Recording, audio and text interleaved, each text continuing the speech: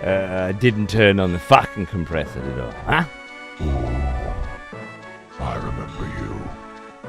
Back from war, are we? Good. I remember you too, Squiddy. How are you, mate? What's going on? Thanks for 23 months, brother. Good to see you. Thanks, Dex, for gifting us up to Turos as well. That was very nice of you. And Benny Bowberry from fucking business. Welcome back, you sick cunts. What's cracking? I was just saying, I run out of fucking milk. So I don't have a coffee. And I had to send my child down to the fucking milk bar. Down to the corner store. To pick up milk for Dad's fucking morning fucking brew. And if that isn't a middle-aged fucking scenario, I don't know what is.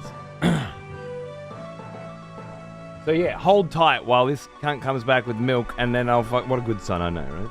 And then I'll make some coffee, and then we'll fucking get the morning started, alright? Isn't that what kids are for? It's kind of nice to be at the point where that is what they're for. Yeah, to be honest with you. It's quite the step forward.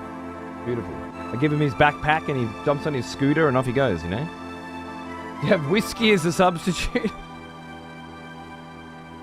Yeah, fucking 11 o'clock in the morning. Get the whiskeys cracking. It's going to be a fun arvo, isn't it? Oh! So we've got some Soul Reaver on the menu. Soul Reaver 2. And then painting some fucking night haunts over on Patreon. And then I think it's the last week of the night markets here in my town, so I think I might head down there with the family again. Get some tucker afterwards and enjoy the weather, you know. What's going on? What's going on? Used to make and install cabinets and countertops. Fucking Zeus. Zeus with the hidden history. Was that like you worked as a carpenter, or was that a completely different role? I would have expected carpenters to take care of that kind of thing, but honestly can't be sure.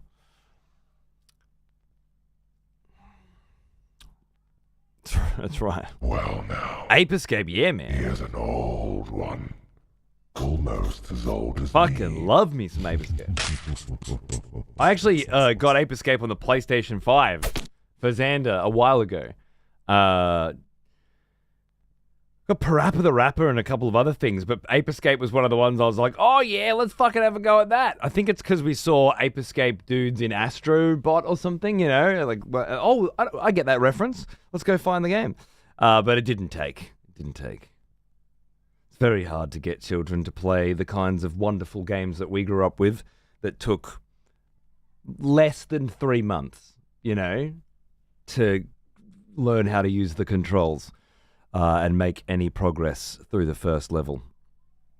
It's very hard to keep their attentions focused.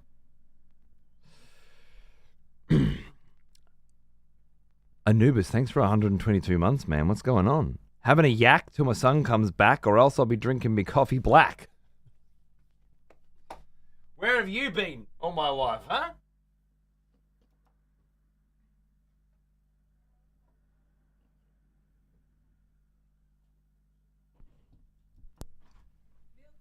Milk has arrived? Oh, fuck yeah. I'll be right back. I just need to get some bloody coffee in me. 1 sec. Listen to the beginning of this soundtrack again, this time at 45 RPM.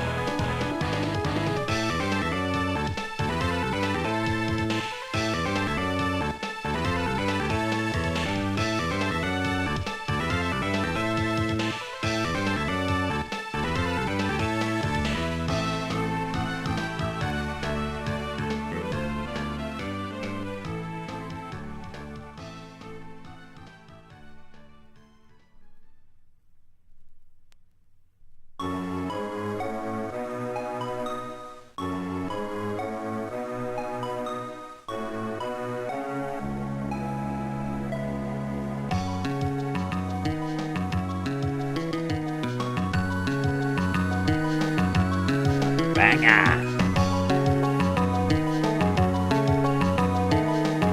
The soundtrack's way better at 45 RPM, right? I wasn't quite digging it earlier. And this is one of the Castlevanias I haven't played properly, you know? So it's not like I'm living for the soundtrack. I just got it because I had every other cunting fucking Castlevania record. I figured, you know, wouldn't want to have an incomplete collection. But yeah, it turns out it's way better at the recommended RPM. And by recommended, I mean there's absolutely no recommendation at all. There's nothing on any of the fucking records or packaging to say, hey, gotta play it at 45. Cunts, man.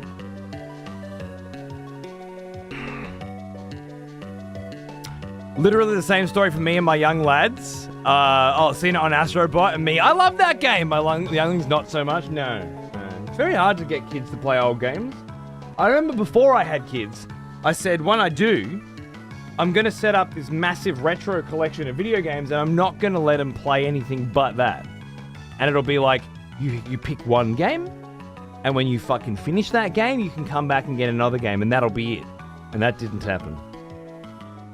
That is not the strategy that inevitably was employed, and it's a shame, because it might have been better. I mean, it's not like my kid's playing fucking Roblox and Fortnite, but still, the shit that he's playing, not going to put hairs on his chest. Not like fucking Ape Escape, you know? Maybe on the next one? Oh, that's even more impossible. What am I supposed to do? Segregate half of the house off? You can't go into that side of the house. It's full of bad influences. It's too late now. It's too late. You found the Ape Escape vinyl on Pixel Crib. Oh, nice. Nice. Ape Escape 3 anyway, yeah. Nice. I don't know if I loved it that much.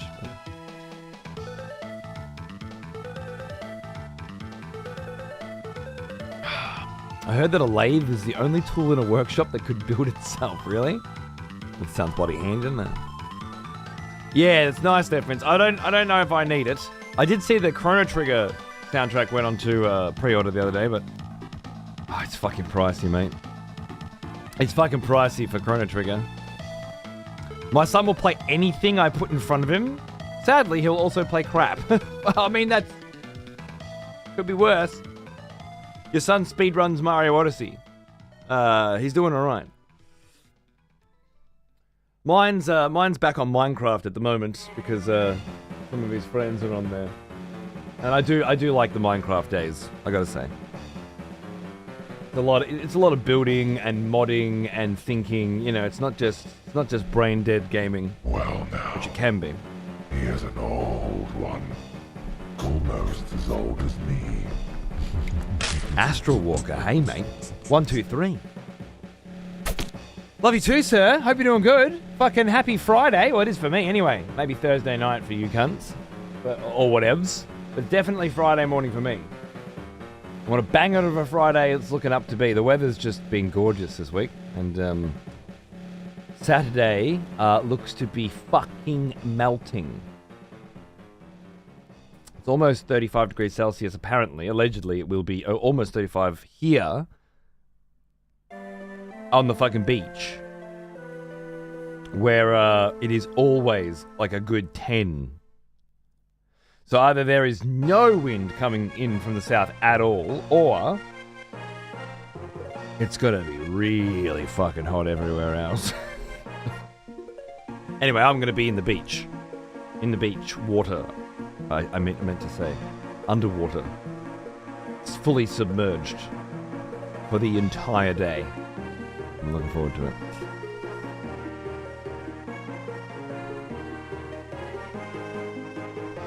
Chrono Trigger, do they have Radical Dreamers album on there? I don't know. Ape PS1 is the only game that actually requires a DualShock controller. Really? They built that in. Damn. Is his grandparents letting him play shitty games on the iPad? Yeah. My wife lets him play shitty games on the iPad very rarely, but it's usually when they're away. like in Melbourne or in the car or something, I'll let him watch Netflix on the iPad in the car, but that's the only place that that the iPad's allowed. But his mum isn't as harsh as I am. Definitely and play shitty iPad games. So I know how it feels to have somebody else introducing your fucking child to filth. Filth that is designed to be more exciting, more interesting, more engaging, to fire off that fucking dopamine receptors without actually requiring anything of you, so that you're just fixed without, designed to break a human brain very quickly and turn it into a fucking rat. So once the damage is done, it can be really hard to revert. It's pretty important, I think. When I say revert, I mean like once you're used to getting satisfied by these very small actions that require nothing of you and teach you nothing and ask you to develop nothing, it's very hard to then say to a kid, "Oh, go and get those same lovely impulses, but you only get 1 or 2 of those impulses a week, and the rest is just a total slog." Where you're grinding skill, yeah, you're failing and perfecting repeatedly before you get that little hit. Dopamine without the struggle, indeed. I'll say it's very hard to simulate effort, and in doing so, create an environment where you are actually getting better at shit and getting rewarded for your success, as opposed to just getting rewarded because it makes somebody else money when you do. It's hard once they've had a taste to offer up the other,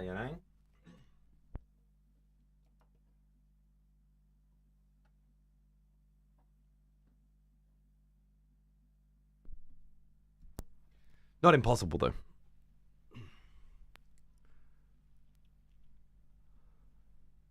Oh, night, heavy metal. Take it easy, mate. See you tomorrow. We're due for storms all week, judging by the current sky outside. Yeah, interesting. Storms up north. Fucking heat wave down south.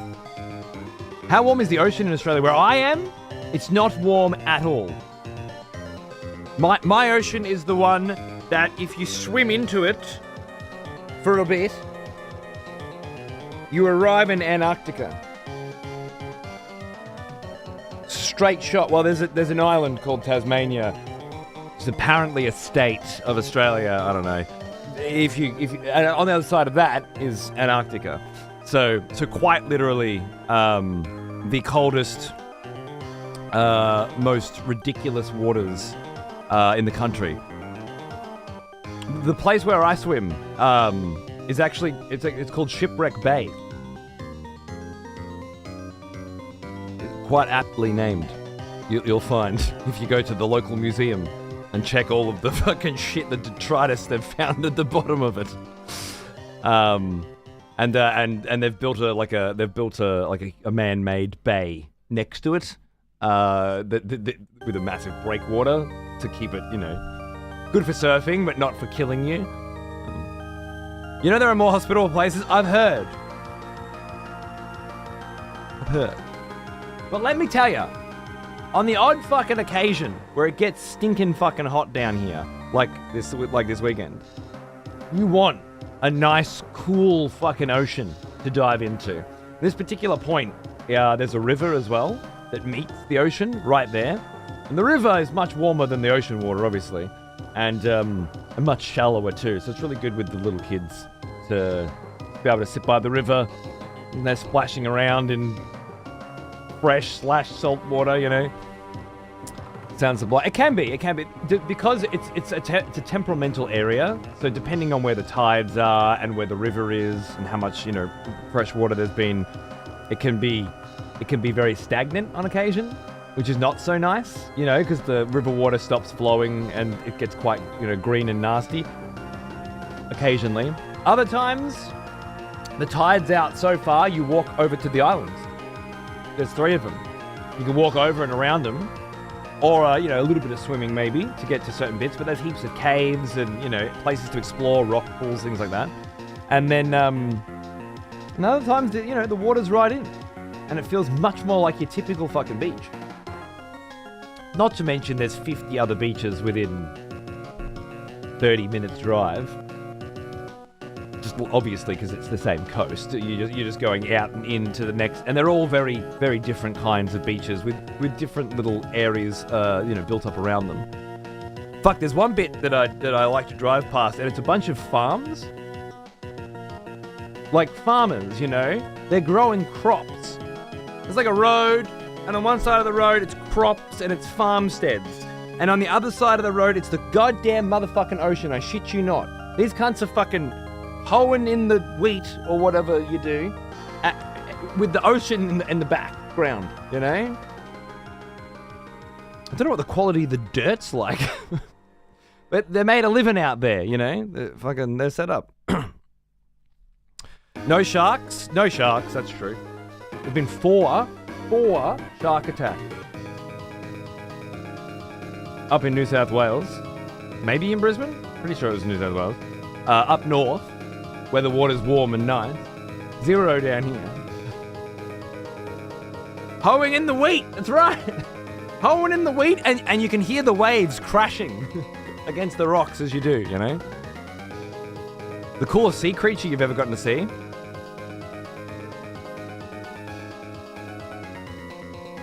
I don't know. I mean, blue-ringed octopi. Oh boy, obviously, they come in quite a bit around here. And they're this tiny little octopus with those little blue rings. And when you're growing up, you learn all about them because they're fucked. One of the little rings has enough venom to kill 10 adult men. So don't touch them. They're actually one of the most deadly creatures in this country, and actually a threat. Unlike all the others that you would think are a threat and just aren't, you know? There's cute little octopi. And if you're taking your kids into like the rock pools and stuff, you need to be careful. Now, like, you might see one in your whole fucking life. Really. But a couple weeks ago, there was a warning that went around saying they've washed up, you know, so be careful. Doesn't happen very much. So I think I like finding something like that because it's kind of like cool and dangerous and rare. Stingrays. When you're out in the boat and you see a stingray go past, it's quite nice. Dolphins. There's a seal. There's a seal that jumps up on the pier around here occasionally. You can see him having a little fucking chill out on the pier. He's cool. The thing Australians don't tell anyone because it would scare most people away. Honest to God, I don't think we're that kind of people. we tell everybody everything,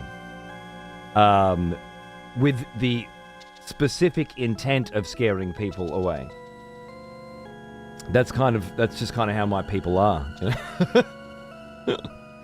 Fuck off! This is ours. You wouldn't want to be here anyway. Fucking drop bears, the size of a whale. You know.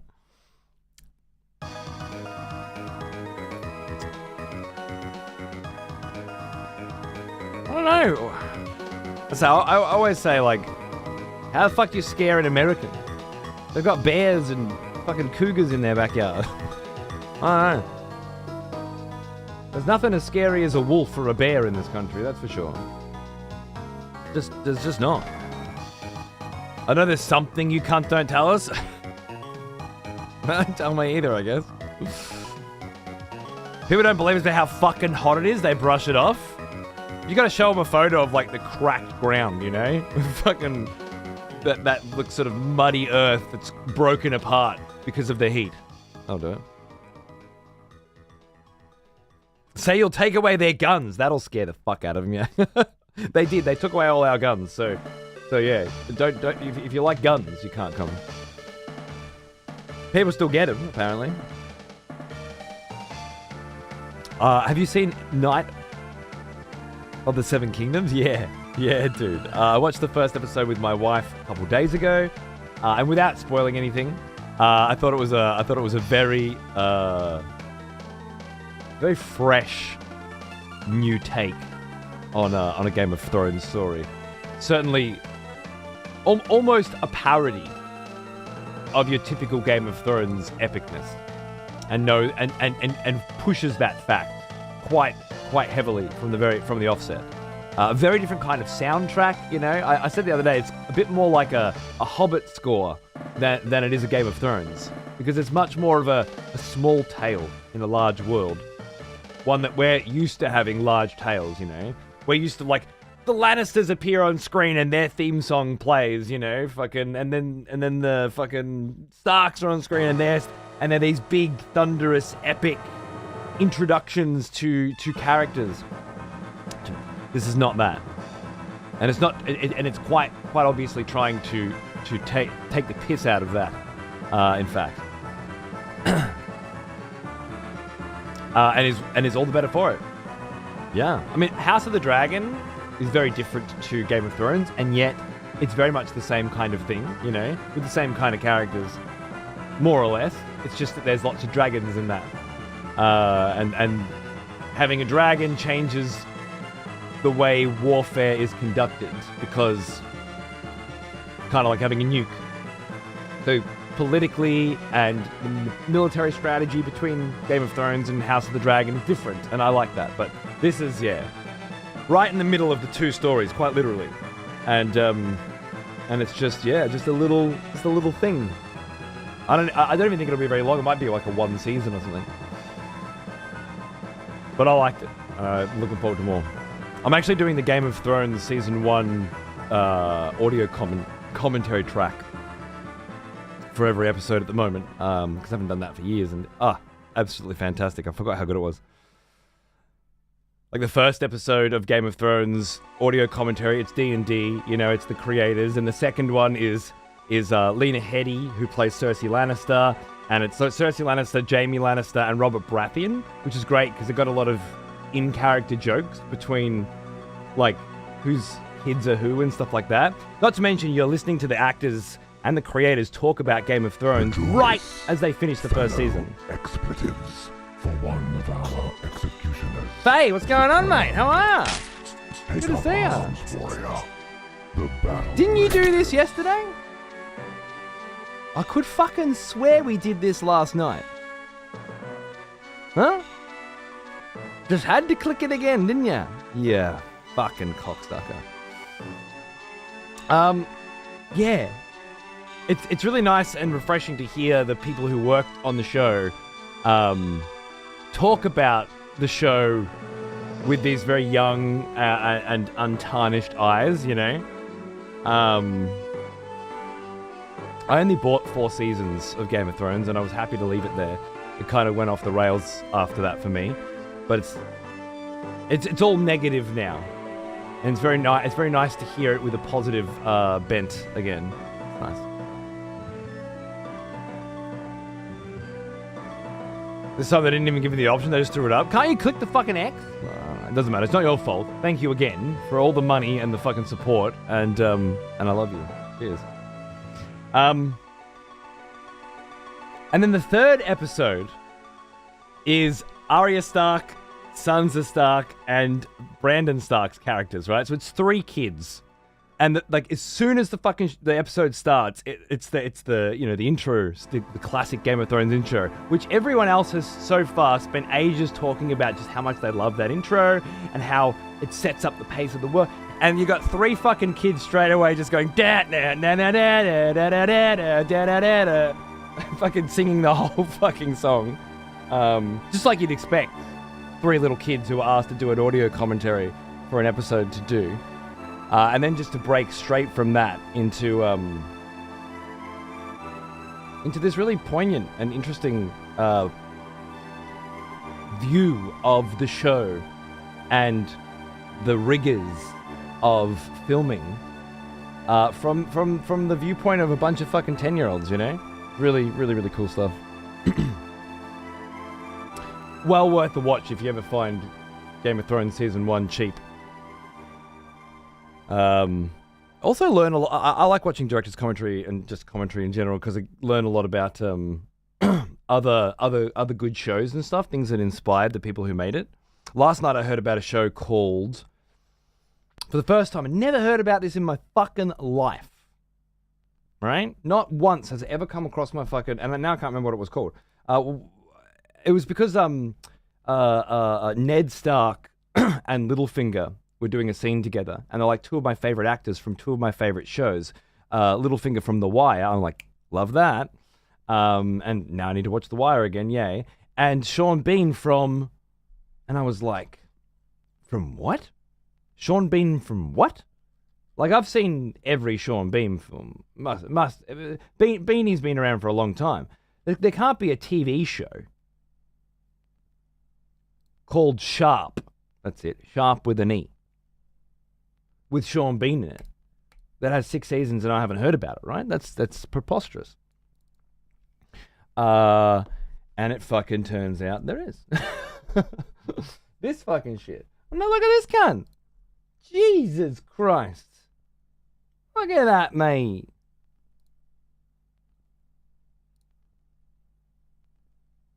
And not only does it exist, but it's good enough that the writer of the 4th episode of Game of Thrones cited it as his favorite fucking TV shit, you know, like up there with The Wire. I'm like, no way. What the fuck, man? I never even heard of this. You haven't heard of Sharp? Never heard of it. There's so many things in this world, you know? There's so many things. I'm not actually surprised anymore when I come across something that I've never heard of that I clearly should have. I'm just excited because I know what I'm fucking watching tonight. Got the box set of it, like a solid brick on my bookshelf. Awesome. I just downloaded that one. I'll watch it tonight. But I bought The Wire last night because the last time I watched The Wire was the first time I watched it, and I downloaded it. And then this time I'm like, oh, it's time to do a second watch of The Wire because of that one scene. I'm like, fuck yeah, I'll grab the box set right now. So I ordered that. The box set for The Wire will come in. That'll have audio commentary for its episodes. And it'll be the first time I'm watching The Wire with audio commentary. And I'm sure I'll fucking get led by some cunt there towards some other fucking TV show I've never fucking seen. And it just goes on, you know? It's why I think it's so important to grab the physical media when you have the opportunity. Even if, like, you wait for a sale. I didn't buy Game of Thrones for ages. Ages and ages. And now I have to get the 4K versions now. I must have seen them at the store 100 times before they were cheap enough where I was like, oh, the whole first season of Game of Thrones with all the commentary and all the extras in 4K for $16? What's that, 10 US? All right, fine, I'll get it. and I'm glad I did. Yeah, Sharp. That's it. You remember seeing it on TV? I wonder what era it was on TV, and if it was on TV over here. Because, like, I've seen fucking Xena and fucking Hercules and all that shit, you know? That's all on there. And, I mean, I'm sure there are people out there that haven't watched Spartacus, which has Xena's actress in it, and she's fucking glorious. I've watched that about fucking 20 times, so. It was on in the UK on Sky One all the time. Right. Long time. Yeah, Lucy Lawless, that's it. Yeah, she's fucking so good in Spartacus. She's gorgeous. Xena Hercroft. They were, yeah. That was always on TV here, you know? I watched that shit all the fucking time. I never watched Sharp. What the fuck was Sharp? Where was Sharp? Anyway, I got sick new shit to fucking watch, and I'm fucking pumped about it. But I better shut up and switch over to some video games, otherwise we're not going to get much bloody Soul Reaver done, are we? And we need to, because it's fucking good. Soul Reaver 1 was a bit of a pain in my ass, and it didn't feel at all like Blood Omen. Soul Reaver 2 still feels like Soul Reaver, which is to its fucking detriment, but it's like set back in the time of Blood Omen, really, or even before, just a little bit before. And it keeps adding layers and layers of shit that wasn't in Blood Omen, and which in a lot of ways feels very retconny, but not in a bad way. It's like, you know, occasionally I'm like stumbling, but it's adding way. There's this story from Blood Omen, and now it's like you're back here again in a different timeline, but also there's a Cthulhu elder god that, you know, attached itself to the planet at some point and seems to be very Elden Ring-like, sucking souls out of, like, creating a cycle of life and death, one that is specific to just feeding it, you know, and the vampires have kind of fucked with that. And on the other, there's this war between the angels and the demons that happened, and that's why the pillars were created, to keep the demons below and the angels above, and that's the exact structure that the Elder God is using to funnel souls. And it's all just... That's just the first sesh of Soul Reaver 2. And every cutscene is like really long and really beautiful PlayStation 2 vibes. It's just been great. It's just been bloody great, and I'm looking forward to getting back into it. Shooks for 63. G'day, mate. How are you? Thanks, dude. Oh, you got Conker's Bad Fur Day reissue? Nice, dude. I grabbed the rare 40-year anniversary collection with a sampling of all my favorites. I don't know if I need the full thing. But, I mean, you know, that's the video game vinyl scene has exploded to the point now where I don't even consider getting everything anymore, although there was a time. So that's good. I'm glad you're getting some as well, though. One day we'll have to hang out, and then I can bash you and rob you of all your vinyl or something. That'd be great. I don't know where my controller is. One sec.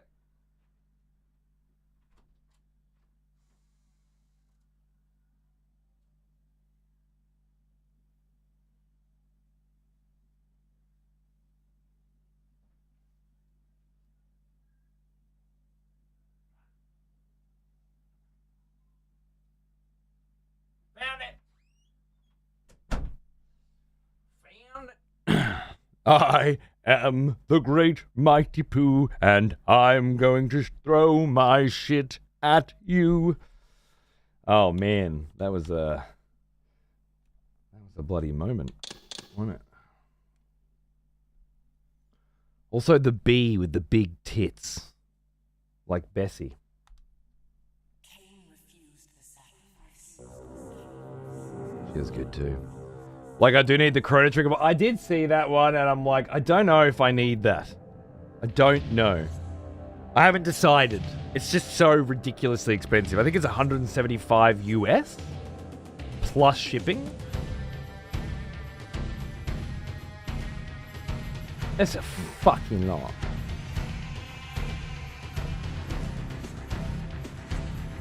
I don't know. 100, yeah, for four records, it's on the pricier side. I don't know that I can do it either, to be honest. We'll have to see. I got the Breath of the Wild one, but that was like 7 LPs or something. I got the God of War one, because that's every single God of War game, and then some. So I will put down stupid amounts of money for big sets, but they're usually very, very big sets. For like the whole series of God of War, you know? It's like, okay. Or, hear me out, Chrono Trigger. That 21 megabyte fucking collection of fucking sprites and MIDI sounds on the Super Nintendo. A bit different. Not that I don't love me some Chrono Trigger, don't get me wrong. It's just... fucking hell, you're asking them a bit. This is a soundtrack I'd buy pretty much straight away, though. Chrono Trigger and Chrono Cross? Yeah, maybe. Now we're getting somewhere. My friend got a bootleg Chrono Trigger and it was $75 and it looks better than that set, really? Oh, shit. Yeah. I know, sometimes I'll put money down blindly because I gotta have it, you know? And I grew up with Chrono Trigger like everybody else, but I was never, like, look, I love Chrono Trigger. I fucking love Chrono Trigger, but it wasn't really even in my top 5 SNES RPGs. I was Lufia 2, Terranigma, Secret of Mana, Secret of Evermore, Illusion of Time, Illusion of Gaia. They were all above Chrono Trigger on my repetitive replays. Even Final Fantasy V, Final Fantasy VI.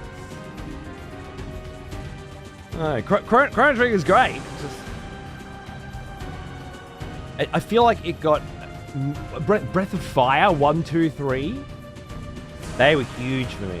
Fucking Breath of Fire. I think Chrono Trigger just it rose above everybody else of that era, and I'm not sure if I like it as much as everybody else did.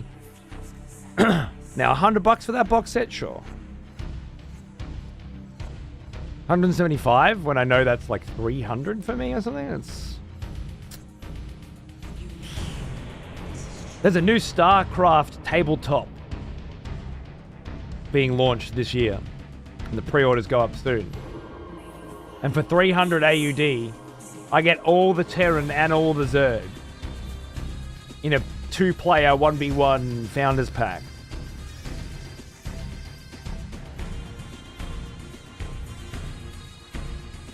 Or the Chrono Trigger soundtrack.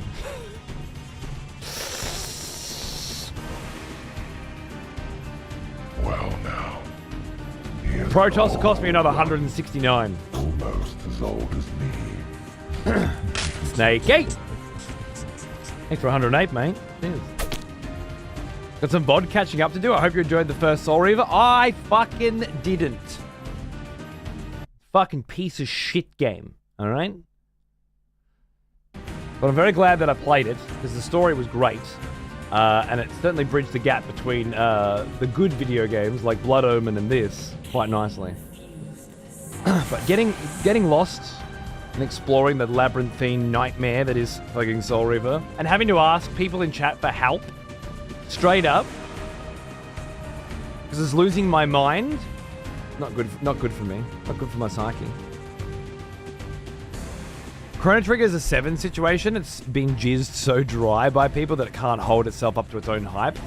I don't know if I feel that way. Like, I'm sure if I put on Chrono Trigger right now, I'd have a ball, you know?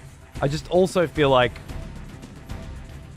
a lot of tourists that played nothing on the SNES, just Chrono Trigger because they were told to, and they probably played it on the 3DS, think that it's the greatest thing that ever came out of that era, but just like any old person talking about any era of life, yeah? There's all these diamonds in the rough that get forgotten because of the one that got polished and picked up, and it's the same kind of thing. But again, Chrono Trigger deserves every bit of praise that it's got, particularly in terms of its wonderful soundtrack. But for me personally, I'd put $175 down for the Lufia 2 soundtrack. But it's got a special place in my heart. Chrono Trigger's been taken from me by the others, I guess. Chrono Trigger's every bit as good as... Yeah, no, I agree. Yeah, I'm with you. Never got around to playing it, but I got it on my Steam Deck, finding the time to play a long classic JRPG. In its defense, it's not as long classic JRPG as long classic JRPGs oft are. You're not setting out for a Final Fantasy VII journey here. It's doable. But if you haven't done Lufia 2, do that instead. That's all I'm saying. Alright, let's play some video games. Legend of Dragoon, now that was a fucking... Dude, I played through that a lot. At last. Did I just start the game again from the beginning? What the fuck is wrong with me? Where am I? Oh my god. Kain refused. Of course I did. Oh, I know where we are. Fuck yes. Alright. Okay, we're in the swamps of Nosgoth, which is where Vorador's mansion is. Which, again, the thing I'm loving so much about this one is, like, you're taking a trip through the world of Blood Omen. Whereas Soul Reaver was taking a trip through the world of Blood Omen 15 years after Kain fucking destroyed it. And it's a very different world. This is 30 years before Kain was born? No, it's basically as Kain is being born. And there's some weird shit going on with that. In terms of Kain being born into the world is supposed to become the balance master of the pillars, but that didn't happen because of some fuckery. I don't know, that particular little thread of the story doesn't work for me, so I'm ignoring it for now. Anyway, we need to find a way into Vorador's manor, Vorador's mansion in the swamp. That's our current goal. So let's see if I can remember the buttons.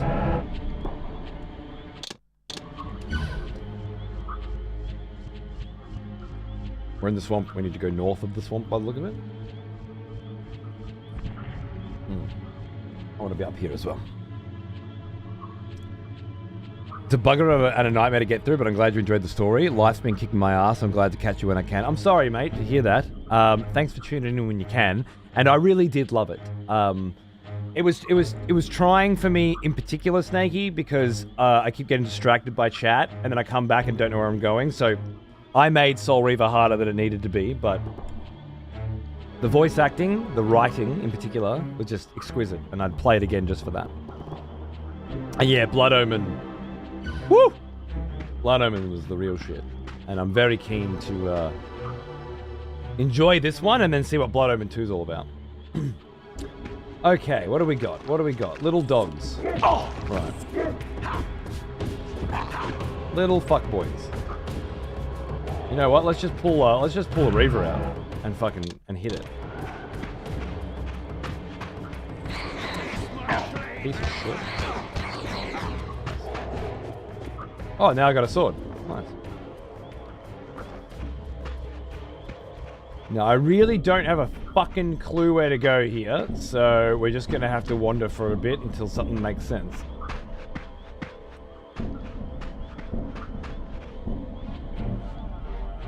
It was a chore way back in the day trying to figure out what to do without a Prima guide. I didn't even have to get... Yeah, I can imagine. I actually had to ask chat a couple times, like, please, what do I do?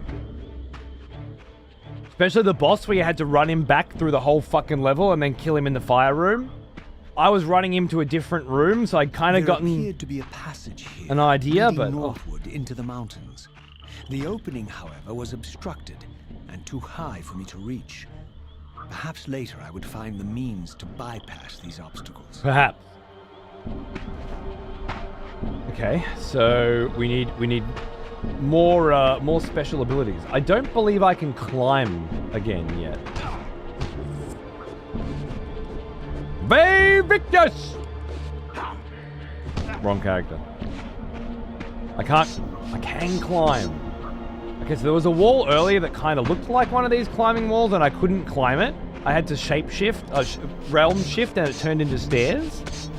And I thought from that I couldn't climb walls anymore. And for some reason they had stripped me of some powers from the first game. No, they haven't. It would appear that every power you have earned in the first game, you definitely have here. Which is so good. That level of continuity. Compare that to Final Fantasy VII Remake and the second one, Rebirth. Where's all the stuff that I collected in the first game? But why are my characters all different Don't think about it. Just slurp up the slop. There's nostalgia. Drink it up, baby. This has got the right fucking shit. The passion. Is that a mage? Nope, it's a fucking bazooka. Looked like he was holding a staff. Gotcha. Look at that. Boom. Lovely. Alright, we're over the wall. Mobius has got his time fucking legion bros everywhere. Oh! Yeah, bitch. Doosh. Boom. Doosh. Boom. Bitch, I will fucking...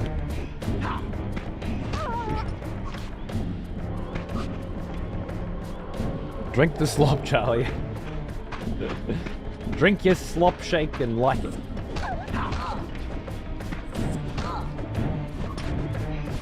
As if they couldn't have made those 7 remakes, as shit as they were anyway. As if they couldn't have had you continue your save file from one to the other. And keep all the shit that you were, all the materia you found, and all the weapons you unlocked, and all the levels you got. Nah. All gone. No fucking effort. No fucking passion. And why bother? Because the people that actually like it, they don't give a fuck. My lurking friend was nowhere to be seen. But I found these ruins even more intriguing. I recognized these arcane symbols from the chamber beneath the pillars, and realized that this shrine too was sealed to all but the bearer of the Reaver. Aha! Some more retcon. Good retcon! Was this chamber here when Kain was here? Maybe. Probably not. Could he have accessed it with the Soul Reaver once he had it too? Maybe. Probably not. But it doesn't matter. They serve a purpose here, and that purpose is to add another layer of story to this world. And that is the story of how the vampires came to be. A story that Kain must have retroactively learned, and now wants us to also learn.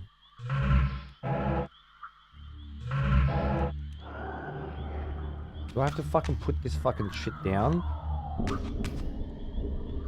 Do I have the Soul Reaver? Yeah, I do. Right. Mass Effect and exactly. With Mass Effect, it made sense. They cared. They thought about it.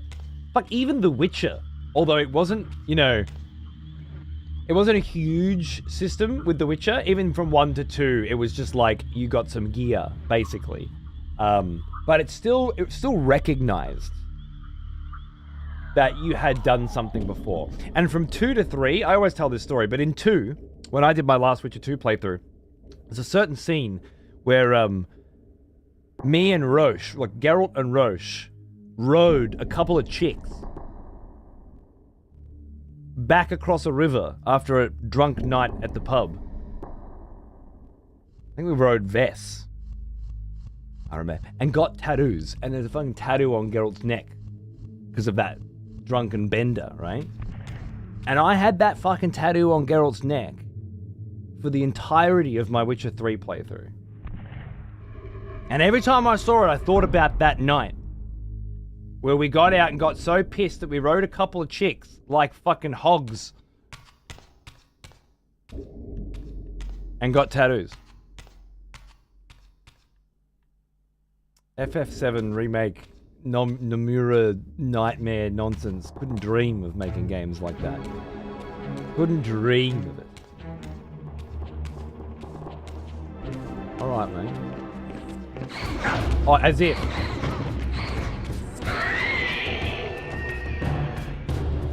Stop.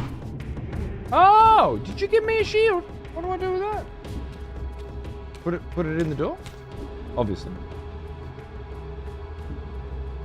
Beautiful.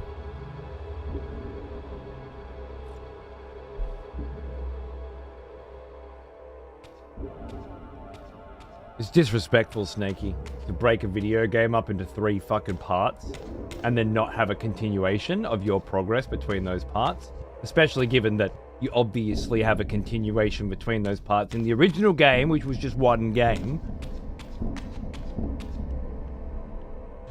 Disrespectful. I loved your Geralt. Everybody goes for signs, but you had a living, breathing poison plant. I loved it, man.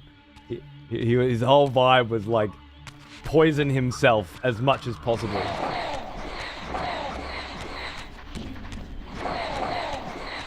Can I just fucking suck you guys up, or do I have to keep hitting you 13 fucking times first?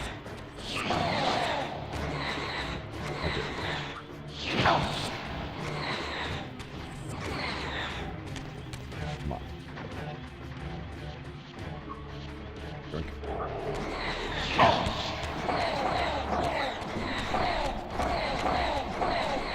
Why? Why do you have this much health? What's the point of you? Oh, fuck off. You fucking kill him and they reappear?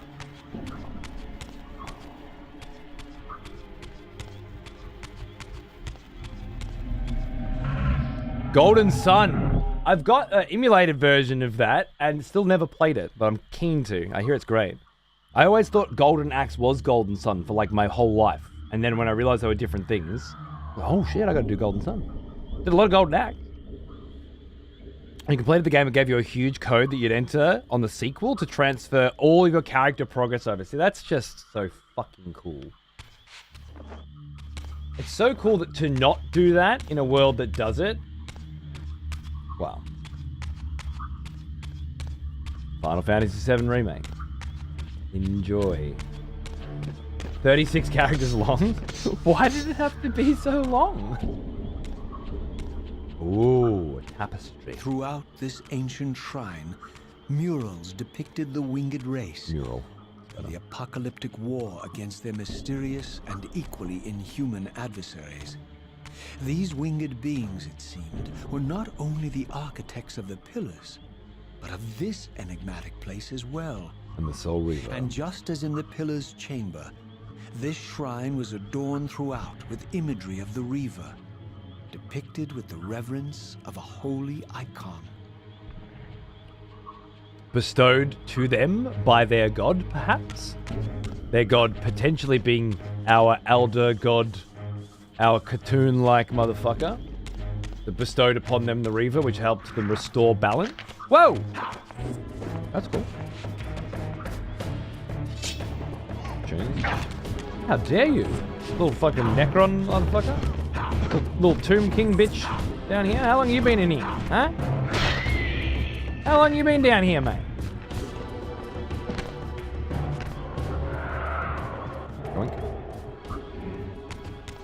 I like that their souls are little skulls. It's kind of like undead magic or something is keeping them alive. Is this the same mural in reverse? Pathetic. Oh! You know what? I'm not sure if I need to fight you. What's your plan now, bitch? Golden Sun's really, really good. Lots of environmental interactivity stuff without giving it away. Yeah. I think I want to stream it. Like, it's one of those, I know it's a classic that I missed, so like this, I want to stream it. So I haven't gone to it yet, but I never did Dragon Age either. So, another series that I might be able to use these retro Mondays and Fridays for as we move forward. I've tried 3 different times to play the 7 remake. I find absolutely no joy in it and felt punished for exploring the world around me. I suffered through the first one. The second one, I got up to the triple triad tournament on the boat to Casa del Sol or whatever, and then once I won that tournament, I was like, you know what? This is the peak for me. This is as good as this game gets. Do I need to see Tifa in a bikini from here? No. No. I'll live. And so, yeah, just sort of left it there. And I've never thought about it again.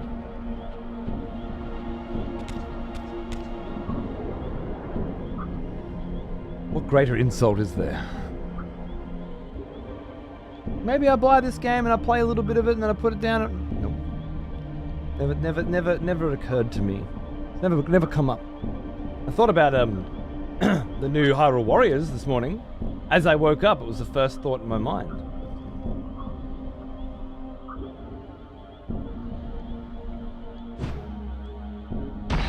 Oh, nice. It's a nice crunchy feel.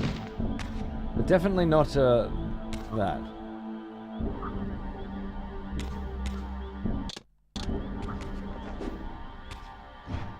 But it is little things like a lack of attention to detail and care that make this stand out. That's something I do think about.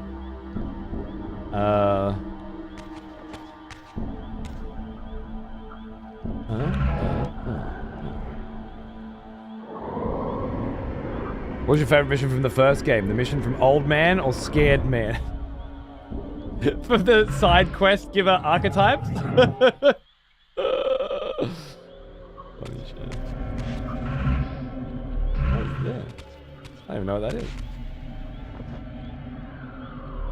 Did that suck my health out or something? No. All good. I really enjoyed the Hyrule Warriors stream. It actually got me thinking about downloading one of them on my Steam Deck for the weekend. Nice. I hope you do. I hope you get the first one and experience pure fucking heaven. Did that just fucking close on me? No way.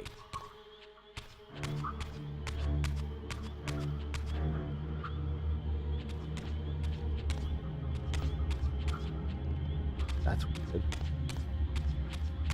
I was just being diligent and preparing backward shortcuts. I just got robbed. Let me check what's down here first, then. The NPCs, yeah, they were rough. Not the worst part of the FF7 remake for me. The worst part for me was putting fucking arrows on the fucking ground to show you where to go. Like there's some other fucking option for me than walk along this catwalk and climb the ladder. Like there's some giant open-ended multi-fucking linear pathway scenario set out before me that I need a fucking arrow to point me in the right fucking direction. It was the walking and holding hands and talking on linear pathways with arrows telling me where to go that really set me off. It really said, this is a cinematic experience, not a video game. And then, of course, the things they did with the story, like how dare you? How dare you show Sephiroth before I've seen the giant snake that he fucking speared, you know, like the original reveal of Sephiroth and his works as you chase him across the land back to your hometown. Such a poignant, profound journey. To ruin that by having not only him appear multiple times throughout the beginning of the game, but then have you fight the cunt? How fucking dare you? Filth. Filth merchants. A lot of them.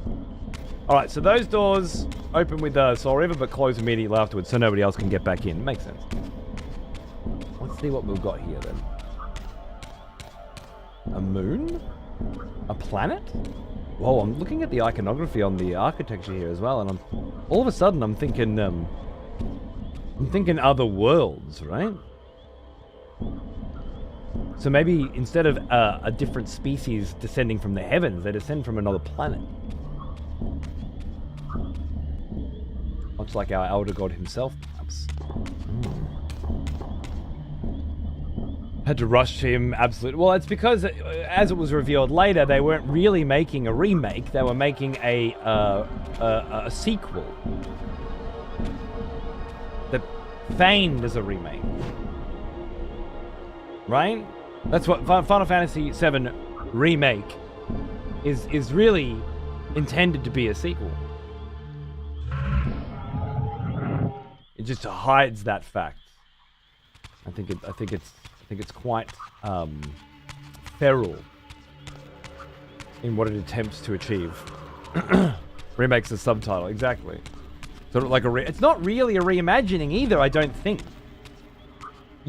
For a start, it requires that you have played the original to understand what's happening in this. That's why they're able to ruin the Sephiroth reveal.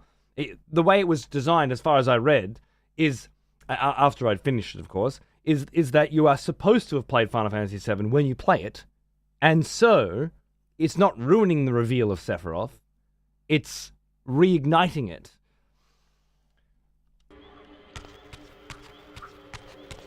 It's changing it.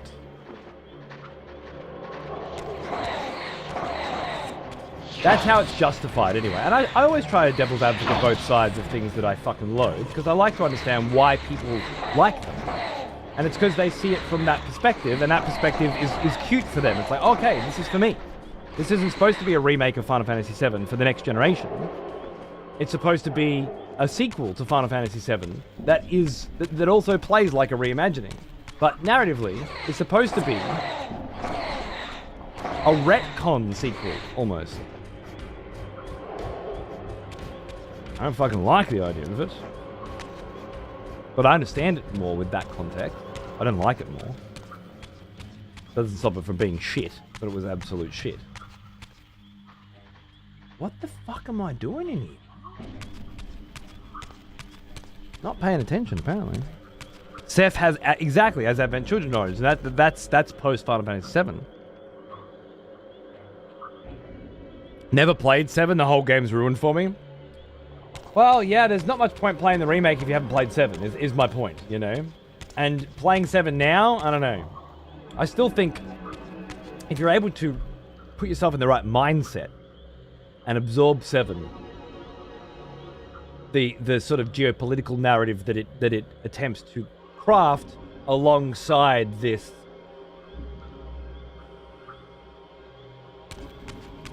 superhuman understanding why he is a tool and rebelling against his makers. You know, there are some very nice layers, some very poignant moments, and most importantly, some incredibly fucking satisfying gameplay. It's well worth a playthrough.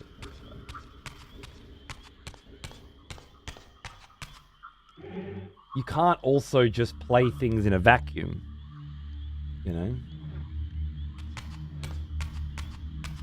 And pretend that they haven't attempted to remake, sequel, retcon the fuck out of this thing and change what it is. You can turn this. Makes more sense. Alright, so if I turn it that way, that opens. If I turn it that way, that'll open. So let's just try this one first. I can't believe I didn't try moving that fucking mirror when I first walked in. That's the obvious thing to do. Some fan remaster of 7? Oh, I'm sure there's some modded versions or whatever that take some of the sting out of it or something. I'll tell you right now, I bought the Final Fantasy VII Remake soundtrack immediately. In fact, I have both 8 disc fucking CD collections of both of them, because the soundtrack was absolutely insane, and that did feel like real nostalgia brought into the new world, you know? The medleys and shit alone, just fucking ridiculous. But as for the game, certainly didn't hit me in the right place. Right, so I gotta...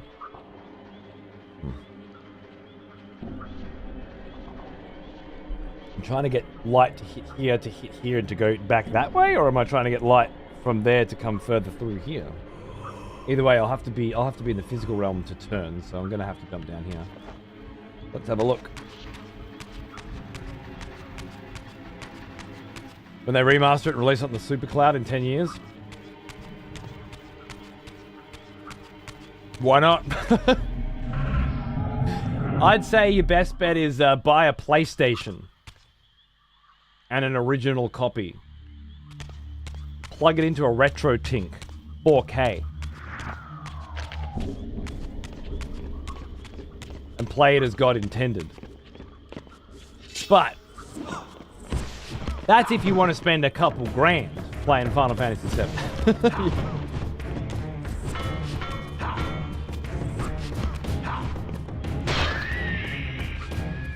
I mean, it's a fantastic video game, but it's maybe not that good. There is some legit good work in the remake. It's unfortunately buried under a load of weight. That's exactly right. Exactly right. I couldn't agree more. And I certainly didn't go in trying to hate it. Okay? 7 was one of the top experiences of my childhood.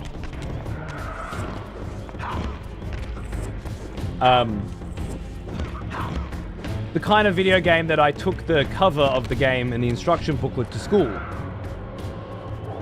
so my friends and I could stand around and talk about it.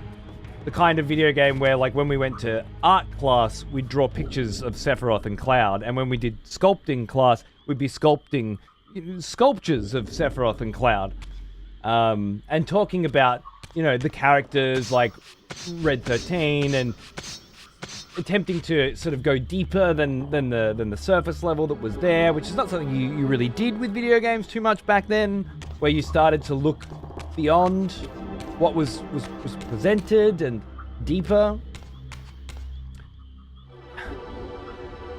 I think I know what I'm doing. It was a very big, profound part of my life. Not just a good video game. But take all of that out, and I do still think you have a banging fucking video game. The way materia works, the myriad boss fights, the extra boss fights that you can discover in the game well after you've finished it, if you're looking, and what's required of you in order to find the extra toys and tools and upgrades and abilities that will allow you to complete those fights. And just how goddamn fucking insanely cool those toys are. Black Chocobo, Knights of the Round, anyone? You know, like, fuck me. Theories of things hidden in the game that have yet to be found, like the white materia, the ability to revive areas. I remember vividly begging people to give me their print fucking cards, which maxed out at 10 A4 print pages per day, so I could print more pieces of the Final Fantasy VII Game FAQs guide and put it in my binder than just my 10 pages a day. You know? Actively begging people. Are you using your print pages today? Because I really fucking need to print more of this shit. Just... Not just a video game. Not just it. Remember fucking hating Yuffie? I loved Yuffie, man. Never wanted to fuck a video game character harder than I have Yuffie. Not just because she's a cute little fucking, you know, materia thieving whore, but because finding her and getting her into your party was one of those things that you thought was impossible. Like, there's no way you can actually get her as a playable character.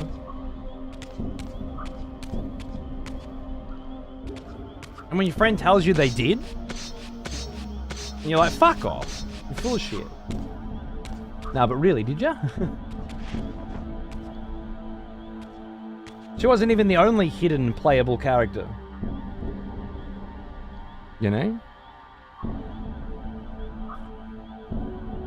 It was a remarkable feat. And to have it sullied so irrevocably by whatever the fuck afterbirth, like just sloppy, passionless, artless, soulless, high-quality video game graphical cutscene cinematic interactive experience that they fucking... didn't even have the fucking dignity to connect its three fucking pieces back together and have a seamless gameplay experience between them after it broke them up and said, by the way, imagine if that one video game you bought back in the day that was a masterpiece had to be bought 3 times now and split into 3 parts. Because... I don't fucking know. I initially got sold on the idea that the reason they were breaking them up is so they could flesh them out. And so I thought Final Fantasy VII Remake Part 1 would be Midgar. And it was. It's exactly what it was. But like, I thought it would be Midgar, you know? Like, I thought it would be the whole city and a game within that city. And would have exploration of that city, would have myriad side quests and intriguing elements that fleshed out the story. And the story of the characters and the backstory of the characters, and added something to the game that made it its own video game, and then brought... I could see that being a thing. How have the characters able to leap, to jump high and climb and be acrobatic like they are in combat, outside of combat, because the restrictions that existed back then in terms of navigating within that engine just didn't exist anymore. Nothing at all. Just a bunch of corridors. Just feral.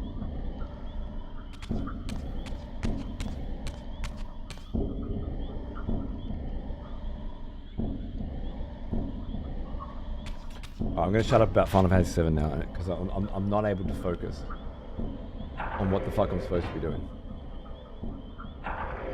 And this does have light on it, right?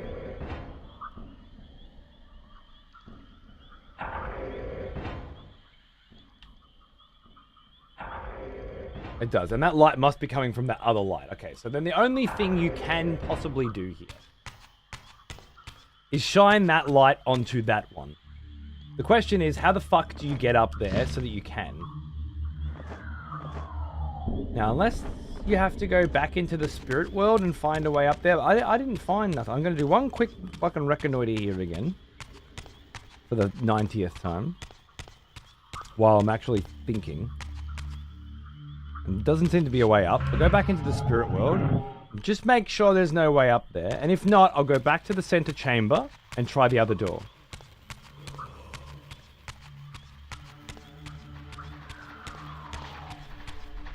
Got a picture of the Soul Reaver up there, of course. Because these are the special chambers.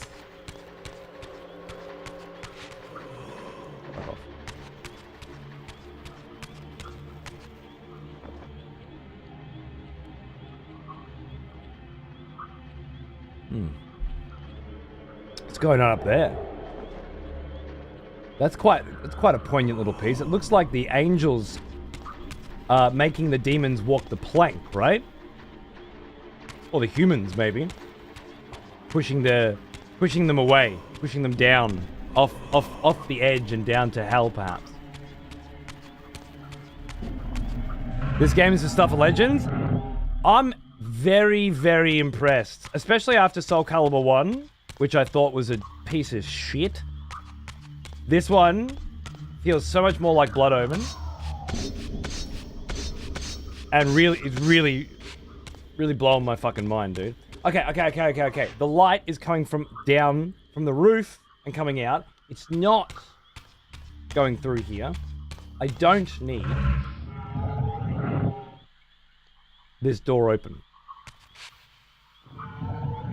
Okay, let's just break this shit down into parts, okay? And rule out the parts that it's not. That's how you do it. That's how you game.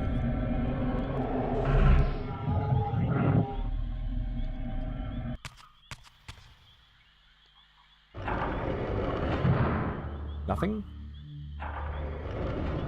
Beautiful.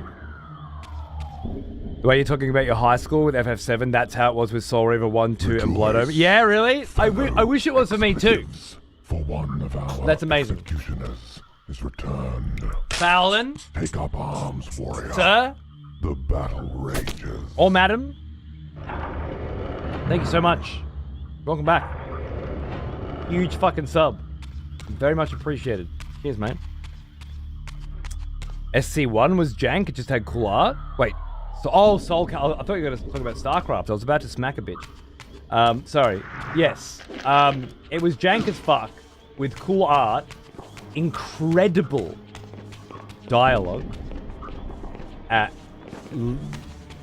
the writing style, and the voice acting that really carried the absolute ever-loving fuck out of it.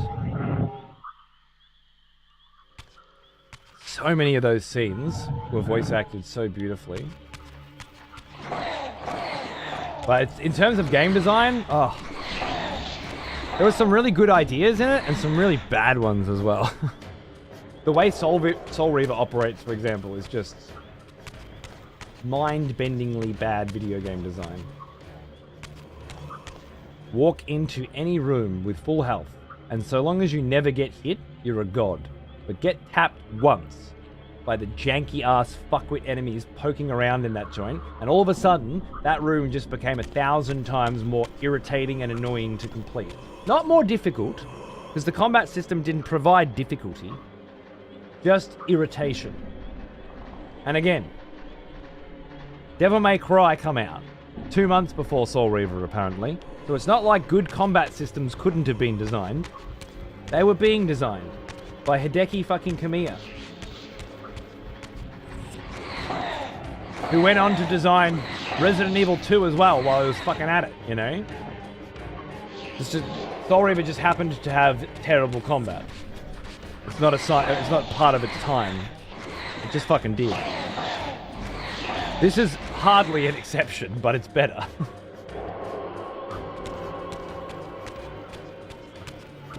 What are you fucking like different cunt? You look like a bit more evolved. Same people that made the Star Wars Jedi Duel game? Oh. That made Soul Reaver? Are you talking about Silicon Knights or Crystal Dynamic? Hideki Kamiya was making those combat systems exactly at the time that these guys were like, what if you pressed this button and he attacked? Yeah, no, I like it. Let's go home. End of story. The sequel, this one, on the next console, what if you pressed this button or this button? It's already 100% better. Ship it. Done. That's it. Go home. See your kids. Honey, I'm home. You're home early, love. It's only 11 a.m. Yeah, nah, finished work for the day. Game director said, fuck it. That's good. I was going to try and make, you know, whatever the fuck those Japanese cunts over there are making, but nah. No need, apparently. Peak crunch years? Well, that's only because they only had 2 weeks to make the fucking game, alright?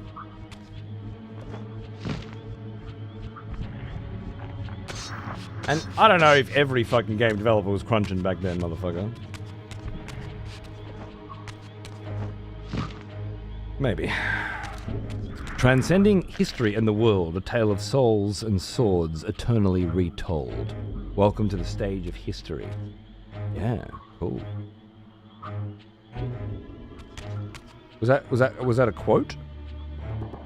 Because if it was, why did you put quotation marks once in the middle of it?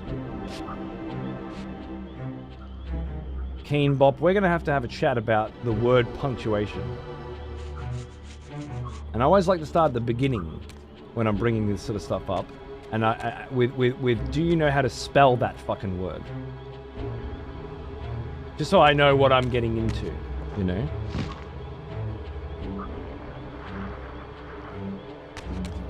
What level are we at?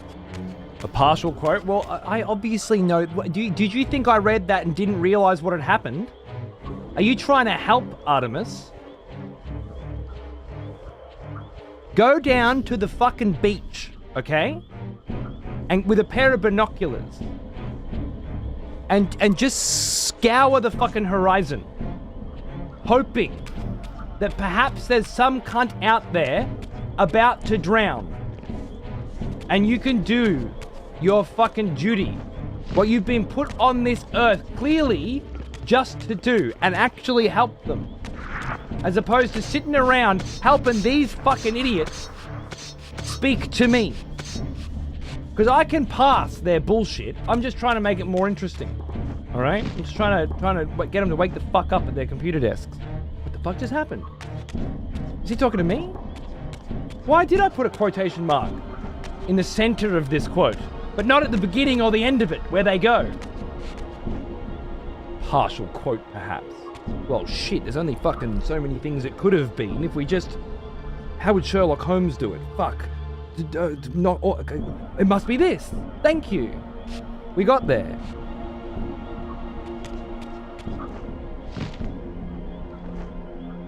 Cockhead.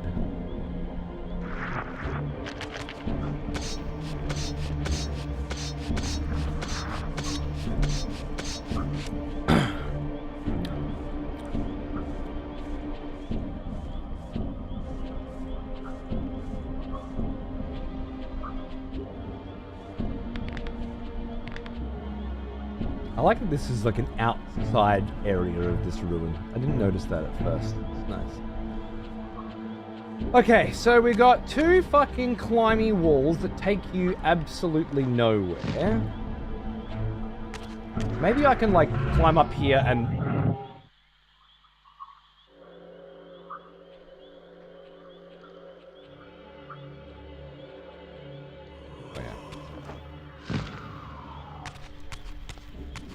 We gave it now.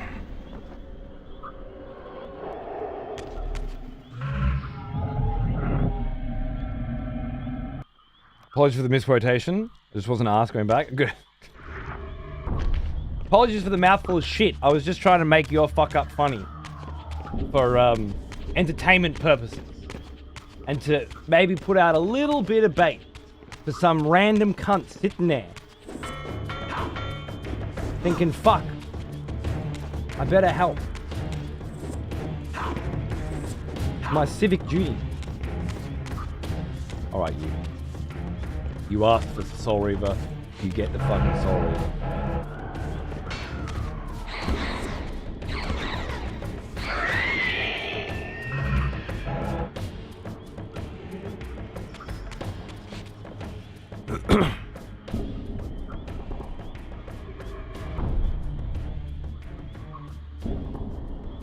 Such a fragrant rose.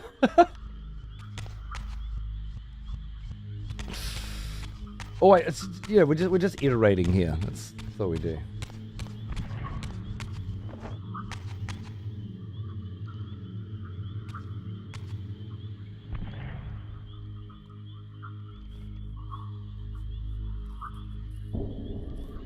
I want to know more about that pillar, that bitch that was one of the pillar masters that was bringing demons in from hell and angels, because there was this one area zone in Blood Omen that was all angelic and demonic. It was a cross between two worlds. I'd really like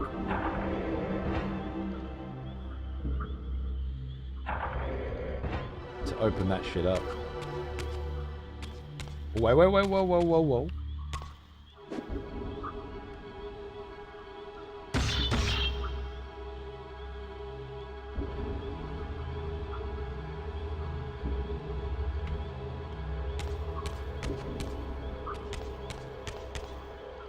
I'm supposed to let light into this room somehow?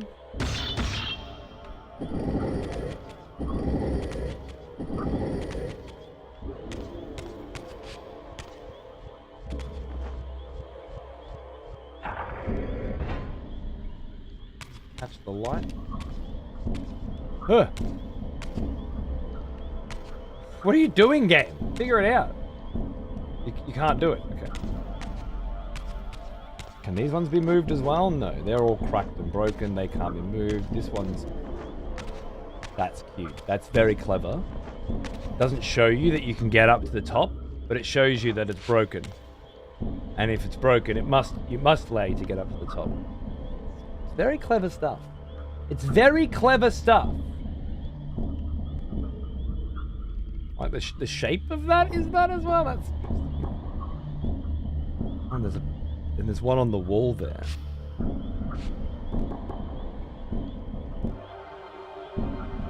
Full moon, quarter moon, half moon, no moon. There's a lot happening in this room, huh?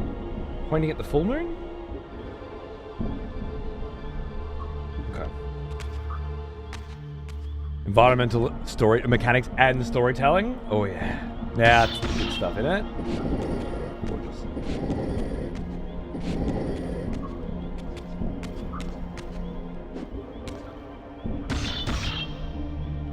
Can't move back that way? Okay. Oh right, because it's got the wooden grain there. Okay. Huh.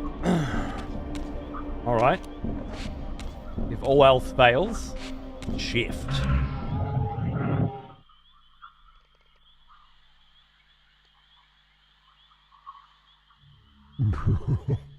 Someone has conscripted new voters for the next execution. Grick! Wonderful. You bloody fucking legend.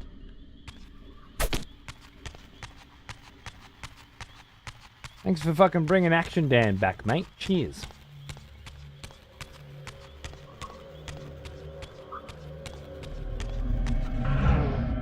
Oh.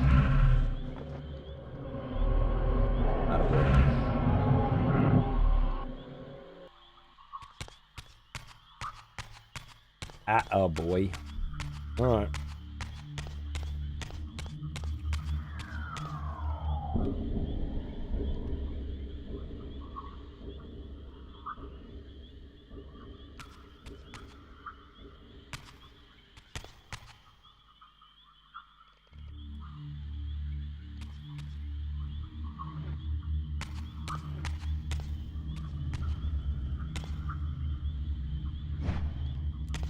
Look, to the best of my knowledge, I can't look around.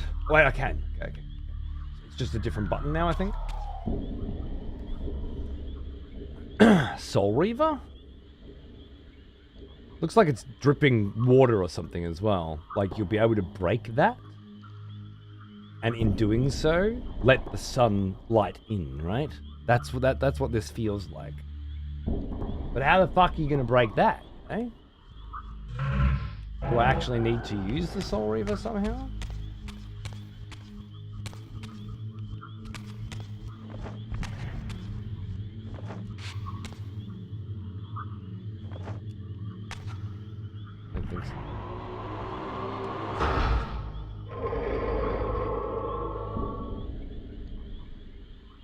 well, I'll be fucked. It was another, you can do this thing button combination. But if you haven't played the first game, if you've forgotten that that's a thing, or if you haven't read the instruction book, you're fucked. Give up now. Go home. You don't belong here.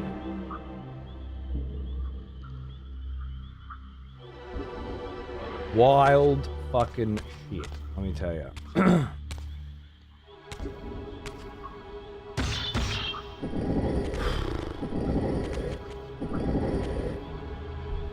Straight up asking me to remember. That's cute. How I beat Raban.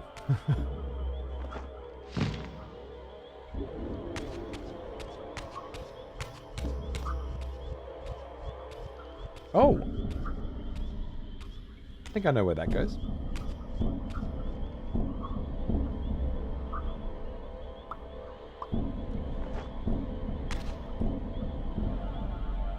The Dreadmist Steam store page got DMCA'd by NCSoft for stolen assets. Apparently someone ripped them and sold them on the asset marketplace for the engine the dude's using. Really? With this guy who made it being so sus as fuck as well, like you gotta wonder, is that true? Did he do it? Like, he's done how many fucking WoW private servers and been accused of how much shit?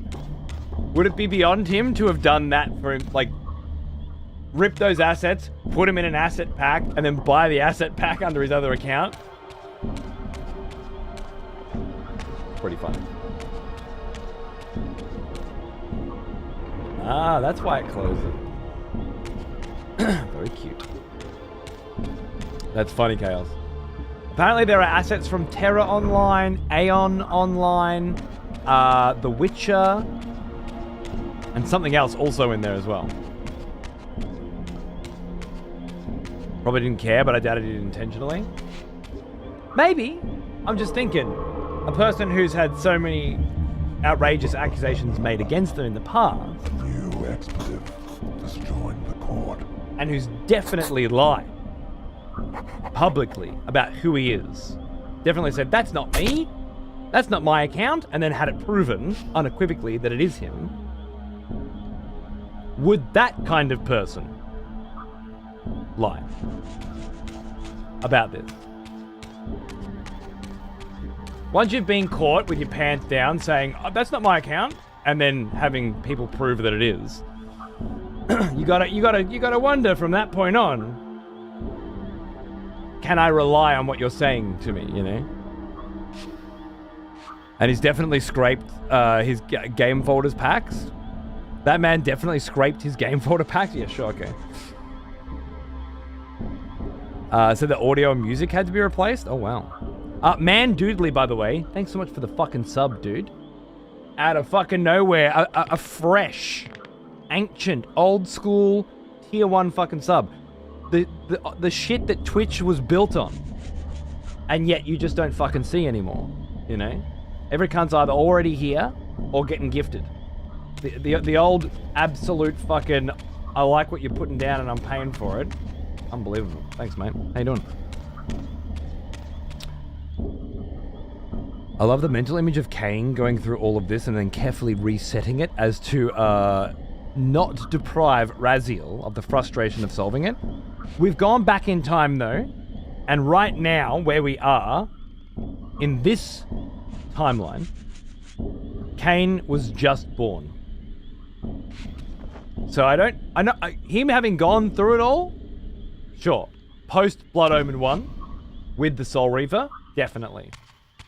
Piecing together this narrative, 100%. However, I'm not sure I could convincingly say that he had to reset all of it.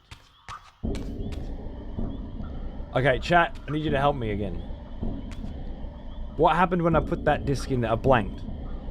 Keeps happening. I put a disc in there. What happened? Did anyone see? I was talking about Dreadmist. Chaos was fucking...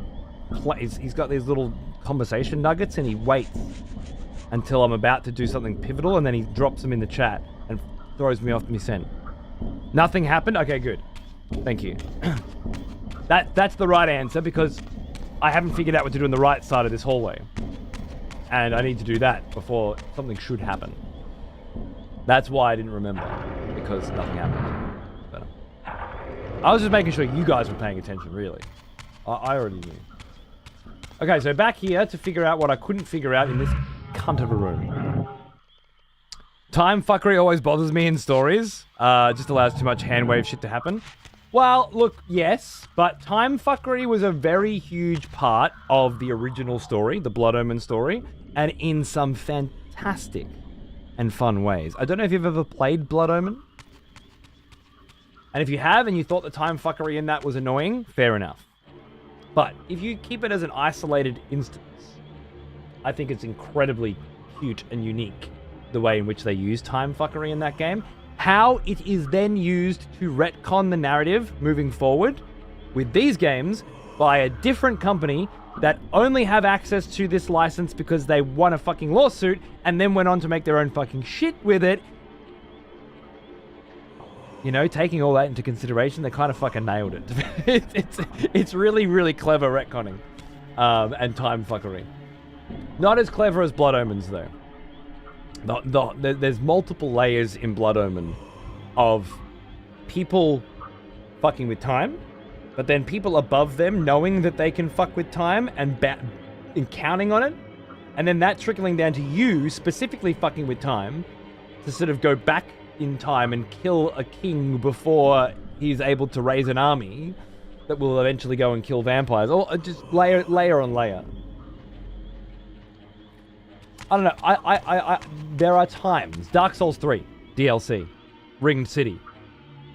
That's the kind of time fuckery I can deal with. That's great fun. Get you thinking about Gale. Get you thinking about everything.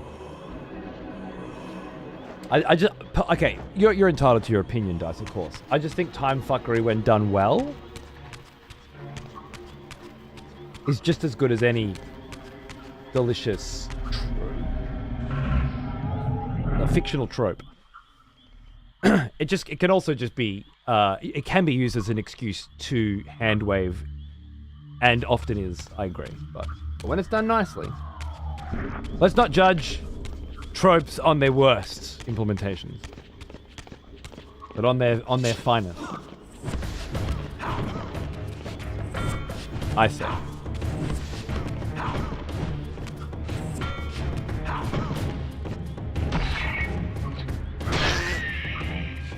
Trepper, how are you, mate? Going up?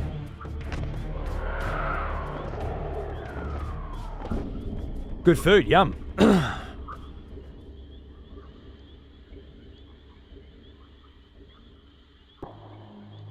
My daily life, I put beans in the microwave 1 day ago for yesterday's breakfast. Amount of times I leave a fucking cup of tea on the fucking kitchen bench steeping. I'm like, oh, while this is steeping, I'll run into my room and work on that thing. Then when I'm going to bed 6 hours later, I'm like, oh, there's that tea I made. Nice. It happened the other night, Friday night, with a game of Hell Let Loose, where like everybody's gone to bed, fallen asleep. I'm like, definitely get a Hell Let Loose game in. So I get back up and sneak through the house, make a cup of tea, put it on the countertop. I'll just go boot up the game so I can get into the server, you know, because it takes a while to load up and there's a queue. That tea was absolutely there at 3 o'clock in the morning when that game ended.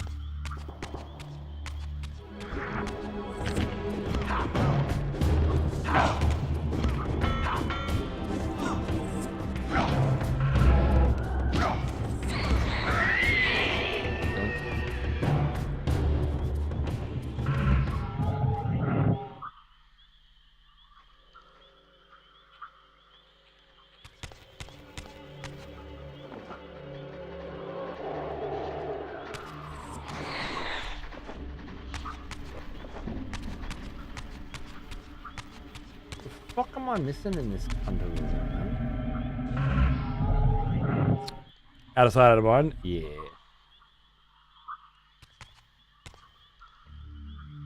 Chrono Trigger time travel. Secret of Evermore's time travel.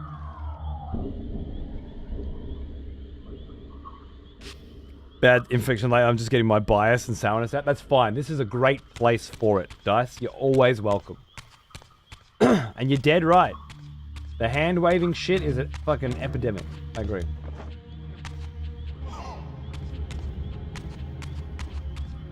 Alright, chat. I need someone to give me a little nudge.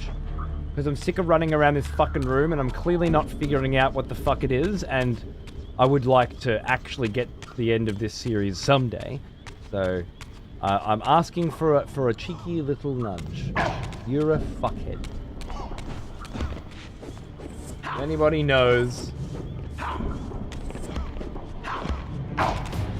Where's our guide? Yeah, where's Alice?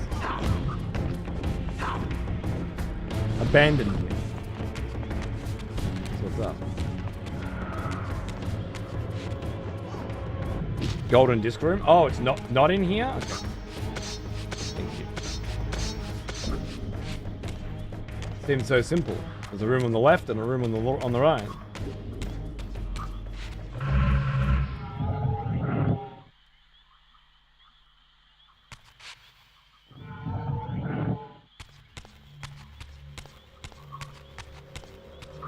Golden disc. Maybe I gotta remove this fucking thing now.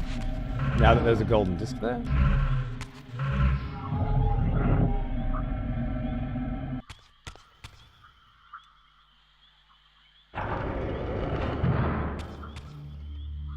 Doesn't even shine the fucking light, does it?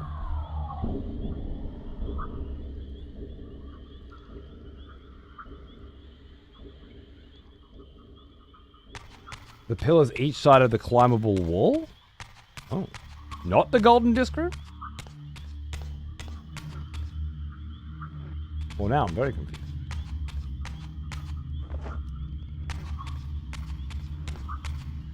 Oh, there's this. What's that?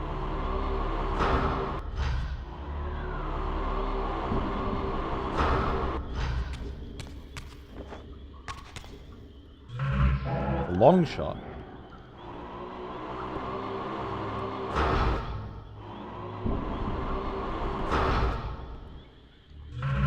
Ah, dark shot. Oh, you fuck.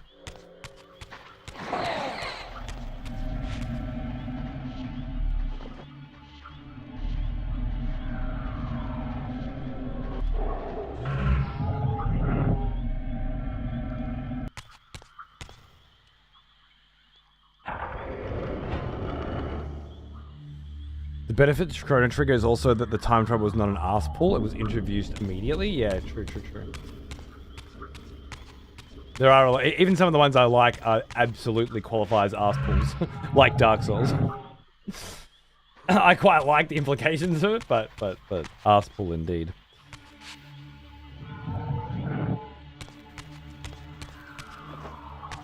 Okay, so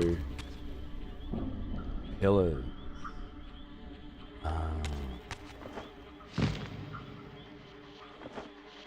I see.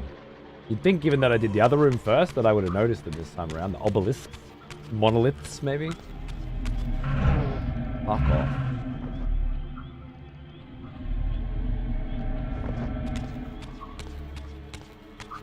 Yeah, one of them had something on them. Yeah, I noticed. Thank you. How the fuck did this other cunt doodly tell me to go to a different fucking room and get me to go there before you said the word fucking pillars? Huh? Which is all you needed to fucking say.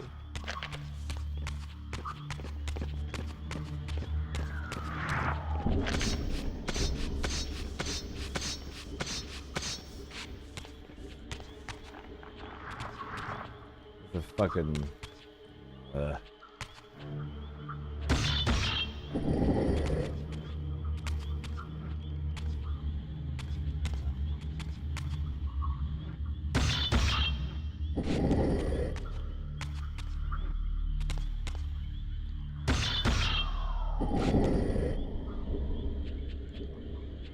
Retrospect, it was easier than the other fucking room that I did. I just didn't see that you could fucking move it. Of course. Nice. Thank you. I got one. Can't win them all. What's that?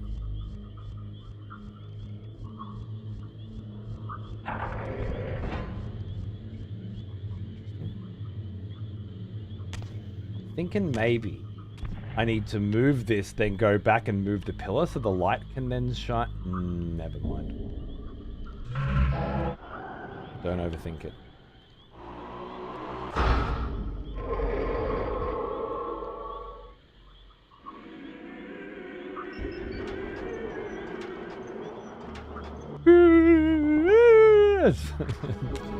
Brilliant.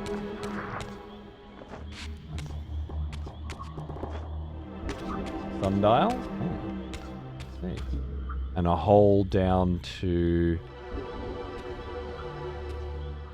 maybe the golden disc that I... Oh, it is, isn't it?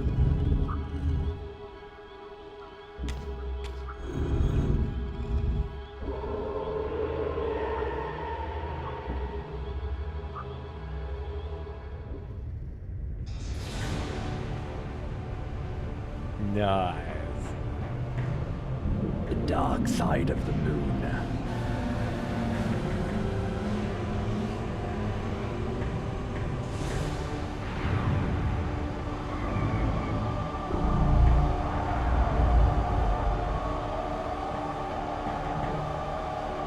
The fucking imagery of that. Oh my god. Like a black hole? Like it turns an asteroid or a moon into a black hole? Or an eclipse? It starts to talk about space. It starts to talk about astrology, you know? It starts to talk about beings from beyond.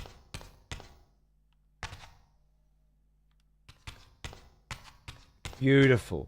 Absolutely stunning art direction. Exquisite. As I neared the altar, I suddenly felt the Reaver quickening of its own volition. Just as in William's chapel, the balance of power tangibly shifted. Voracious and willful, the Soul Reaver was now in control, and I, merely its helpless puppet. The Reaver plunged itself into that mysterious altar, and devouring the energy that emanated from within, drained this place of its power. Thus sated, the Reaver released me, and I realized as I recovered control that these ancient shrines were forges, each purpose-built to enhance the Reaver with elemental power. The dark element, huh? Oh, baby. Oh, baby. Let's do it.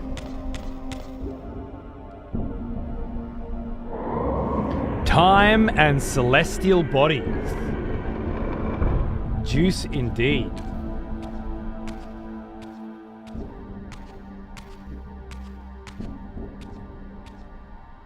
Now I understood the purpose of the mysterious basins I had seen throughout my journey. They were elemental fonts, each attuned to a fundamental essence. When I forged the blade, every font in Nosgoth with the same elemental attunement was simultaneously quickened. The Reaver's enhancements were never permanent, but these fonts enabled me to re-imbue the blade by bathing it in the elemental energy distilled therein. Ah, fucking missed it. Shit. There was a good shot in that, and I went for it, and I hit the fucking volume up button as well. Instead. Because this fucking keyboard takes a second to light up.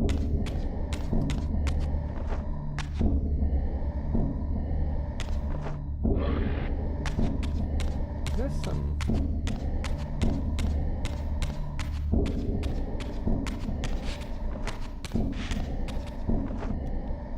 Nothing down here? I don't know if I came in here before and there was something. Another golden disc. Oh, maybe that's where I got the original golden disc from. That is where I got the original gold. Yeah, okay, now I understand.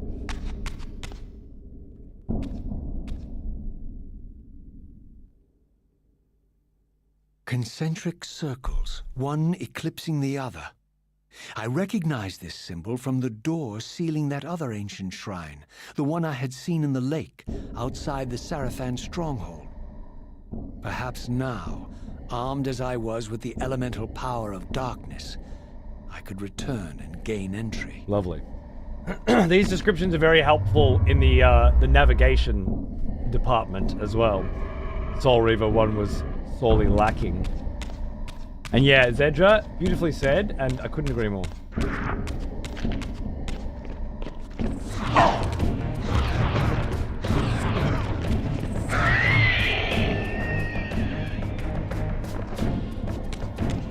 This is my Reaver fucking. Why was this franchise abandoned? After 5 games in the series.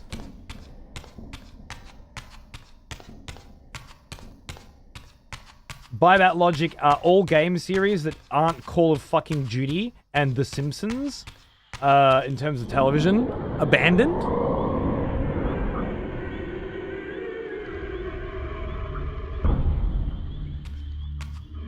Same as any fucking game series. The last one in the series didn't make enough money. You're a ragged excuse for a savior. Vorador. I see my reputation precedes me. It does. All good, I hope? I've been watching you since you emerged from that accursed stronghold. Strange that your arrival coincides with the corruption of the Pillars. But I'm wondering, are you the catalyst of these events? Or the answer to them? I don't know what you mean. I will speak plainly then. I distrust your origins, stranger. Seeing you crawl from the putrid depths of Mobius's keep makes me question your purpose here. And what should I make of your appearance? Not human, clearly, and more demon than vampire. And the Pillars. It is no mere coincidence that your arrival in that clearing heralded the Pillars' decay. And so I ask you plainly, are you the instrument of the Pillars' destruction, or their salvation? Neither. Very well. Let us look at the other side of the coin.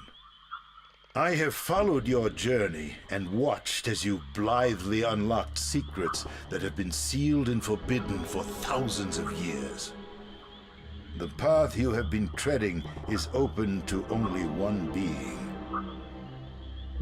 You don't know what you are, do you? I have been many things. If you find me ignorant, enlighten me. What's the point? This world is beyond redemption. Let the human cattle have it. I would expect better than meek capitulation from you. Centuries of persecution have taught me well. 500 years ago, our race was nearly exterminated by the fanatical crusades of the Sarafan. And now the same sick drama unfolds again. In merely a decade, Mobius's cutthroat citizen army has nearly accomplished what the Sarafan could not. Vampires meddling in the affairs of men. Look where it's brought us. What am I to make of these secrets I've uncovered, then? The depictions of the winged race, the Pillars, and the Reaver. Fairy tales, boy. The delusions of an ancient culture clinging to hope long after the world had discarded them. Their bloodline trickled away, until only one of the ancients remained, sustained solely by obligation and his unfaltering faith in the old prophecies. A cartoon? But you see, even if you are who you appear to be, it no longer matters. You're simply too late. Janos Audron, the Reaver Guardian, the last of the ancients, and my maker, was murdered by the Sarafan nearly 5 centuries ago. He alone would have the answers you seek, but his secrets died with him. I don't know how you've come even this far without his guidance, or without the Reaver. stolen these 500 years ago by the Seraphan. I'm afraid, my friend, that you and all of us are out of luck. Doesn't know about time travel then. I had no less reason to trust Vorador than anyone else I had met. In fact, the ancient vampire was the most forthright being I had encountered thus far. If Janos Ordran was the key to all this, then I would find him. 500 and years in the Mobius's past. time-streaming device would provide me passage. Beautiful. But first, I had to find a way back into the stronghold. And I suspected I would find the means within the lake's mysterious shrine. Beautiful. Have a chat with Vorador. Interview with a vampire. Oh. Not bad. A bit funny.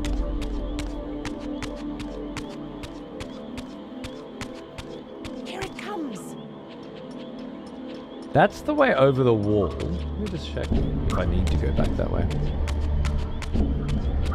With Camarilla. Regarding Abandoned, I think it was lack of keeping up. Last game was in 2003 and the combat hadn't changed much or improved. As mentioned, other more advanced games were showing games what were possible. Could be. I imagine Defiance didn't sell well.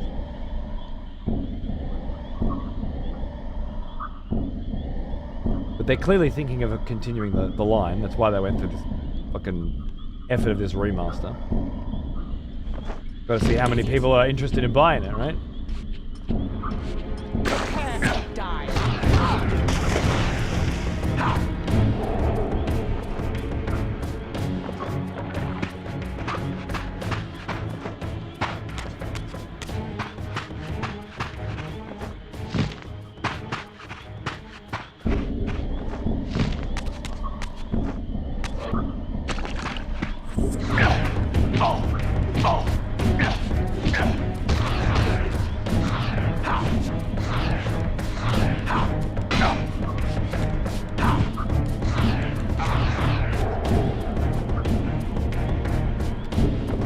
Vagrant Stories dialogue conveys a similar tone, very Shakespearean and all that. Really? I know Peeve did a Vagrant Story fairly recently, and now he's using that as his game of the week on Patreon. So I'm tempted to get in and play it. It's a big commitment though. I should stream it myself someday. Okay, you know what? I don't want to fight you.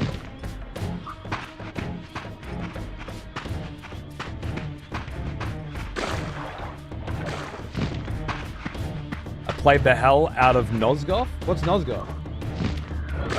Other than this world.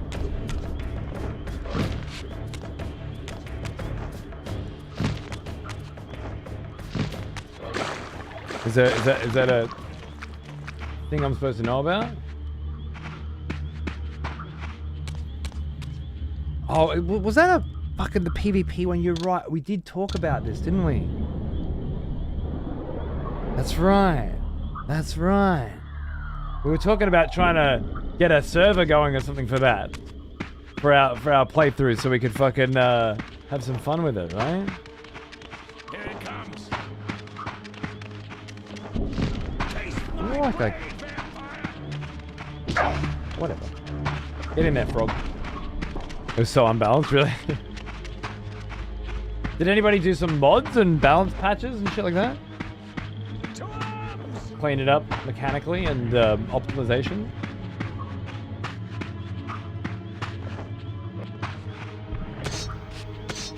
Vampires are mega strong and humans are almost always at a disadvantage. The way it should be. Yeah, sure. Sounds right.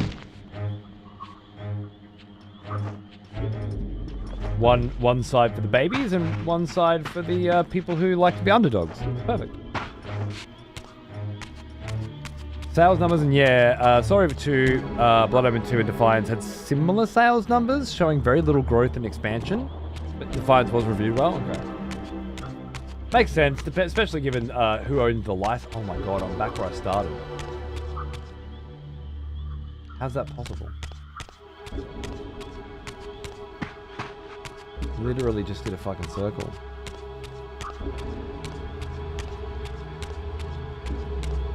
For a Dead by Daylight style game, I'd agree, but this was a competitive PvP shooter. Fair enough.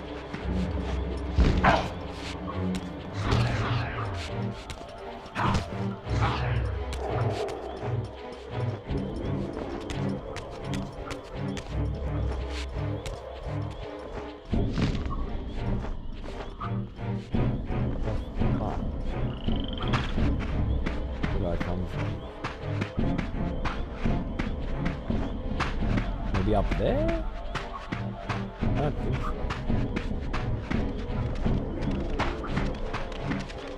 This is where I feel like I maybe did come from up there. Now I can't get back that way, perhaps?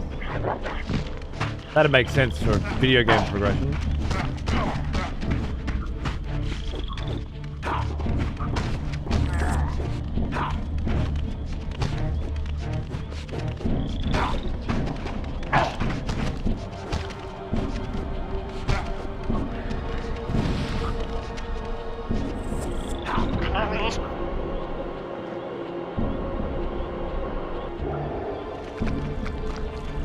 Okay, so maybe with my new Dark Reaver power, then I'm looking for one of these, but with the darkness symbol, not this symbol.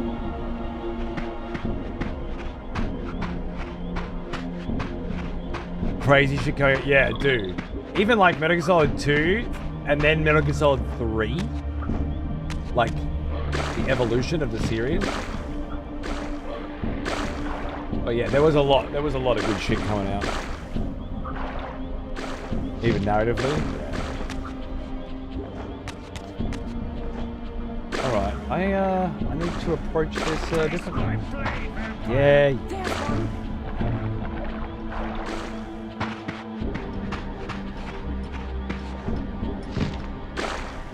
Mobius army sigil. Saying we own this area.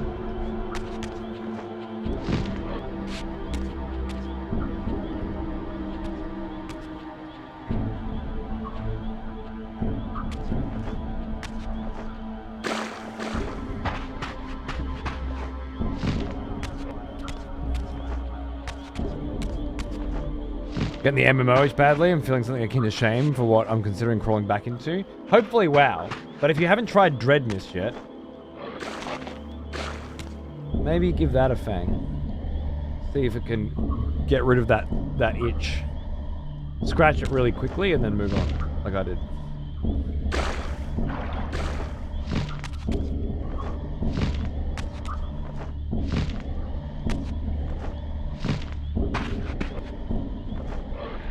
Taken down from oh, because of that thing, is it? It was never for sale.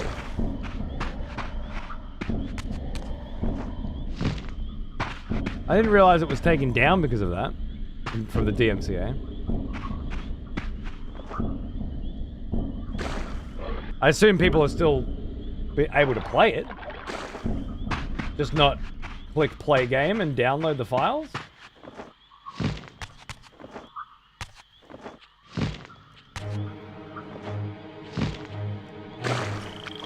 Rejoice, fellow expletives, for one of our executioners is returned. Take up arms, warrior. The battle rages. Ostrich, darling.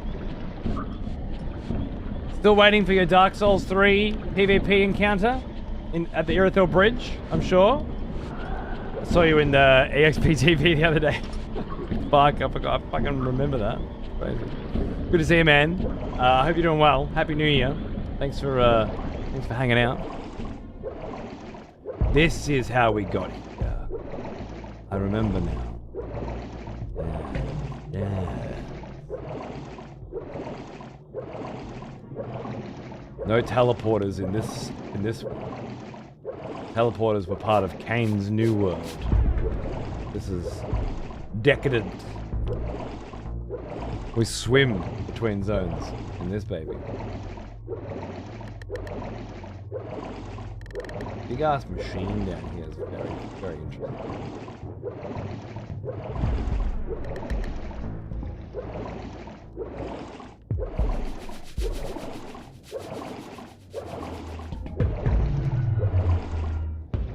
So once we've drained this place, or come here at a different time period, maybe 500 years earlier, maybe then you'll be able to fucking access that. But not right now.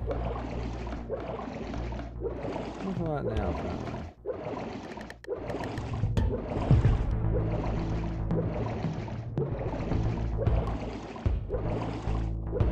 Another one there. Oh, such a nightmare trying to navigate this fucking game. This fucking Soul River series. I guess just 3D fucking piece of shit fucking platformers of yesteryear in general now. Just a nightmare. I know I have to go. I know where I have to go even now. Still can't do it. Ah, okay.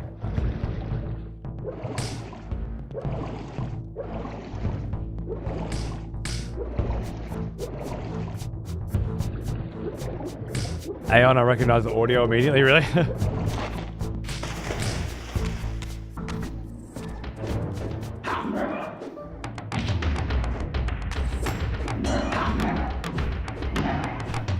It's strange, because the same dude who made this shit has been hit with copyright claims before. There was one of his big WoW servers was like really hyped up, and it had like a 3,000 player cap.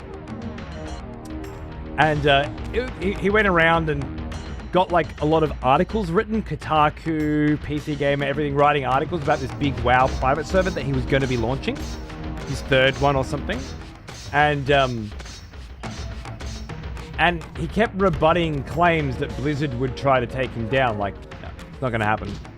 And the servers are in the US, like he's hosting them in the US, not overseas or something. And hyped it up.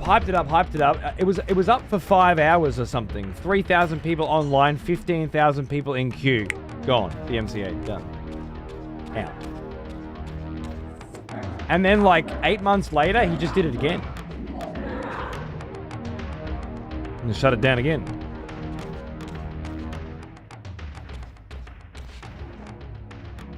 It's like he's missing the part of the brain that's like, you can't, you're not allowed to do this. You can't. And he's like, I can. And then I can't. Oh, no, wait, I can't. You're right. But wait, what if and then I can? This time the servers are in Canada.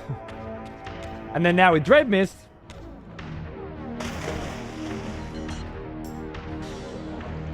did this motherfucker just be like, I'm gonna grab all these assets from all these other games? Hello, Cthulhu God. And I'm not gonna get DMCA'd, it's gonna be fine.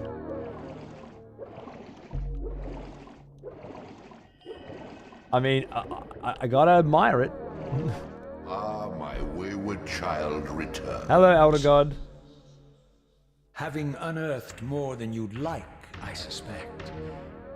What am I to make of these ruins that litter the land, and these images here in this chamber? Merely the deceits of a failed civilization.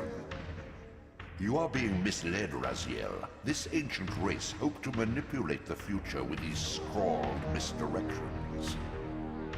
Did they? Tread carefully. Well, there are now, dark forces at work in this he is an world, old bent on one, subverting your true almost as old destiny. as me. Hi, Fly. No doubt of that.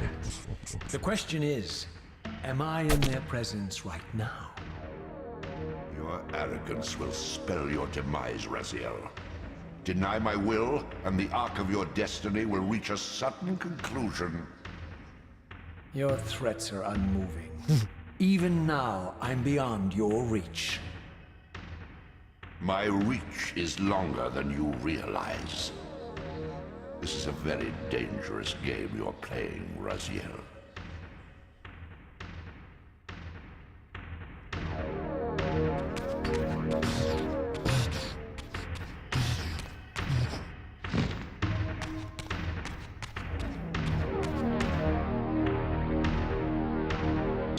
Well, now, he is an old one. Almost as old as me. And Homura as well, 82, thank you. This is sick, this fucking game is amazing, dude. And this series, and the way it's all interconnected is fucking so compelling. So fucking cool. I'm so glad that we're going through it. And I hope you guys are enjoying it. Especially those of you that haven't played it, same as me. And are like, oh shit, this is starting to get thick. Thick and juicy. Cheers, mate. And thank you, Fly, of course, darling. Cheers. The dude who paywalled the VR mod for Cyberpunk while using Cyberpunk as advertising for his mod. He's even given a way out by CD Projekt when they said he could have a donation up for it, not an outright paywall. And he was like, nah, I'm taking it down. Fuck yes. I should be able to make mods on your games, break the rules that you have set down, and still be able to do whatever I want, right? Make money for it. Even though CD Projekt Red specifically have in their terms and service, as do everybody, you can make whatever you want, but you can't sell it. There are reasons why as well. Legitimate ones. It's a bit crazy. Look at this beautiful bitch, would you? Love that.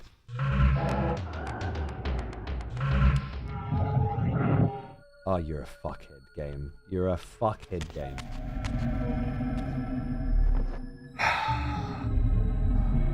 Absolute knob jockey cunt of a game. I'm gonna pull out my Soul Reaver. Oh, you can't play Soul Reaver. You're holding another weapon. You need to remember the 16 button fucking combination before you're able to put that away and drop it on the ground and pull out the weapon you actually need. And you fucking try to pull out the Soul Reaver again and it puts you in this fucking other universe. I gotta fight my way through 50 fucking enemies just to get enough juice to get the fuck out of here again.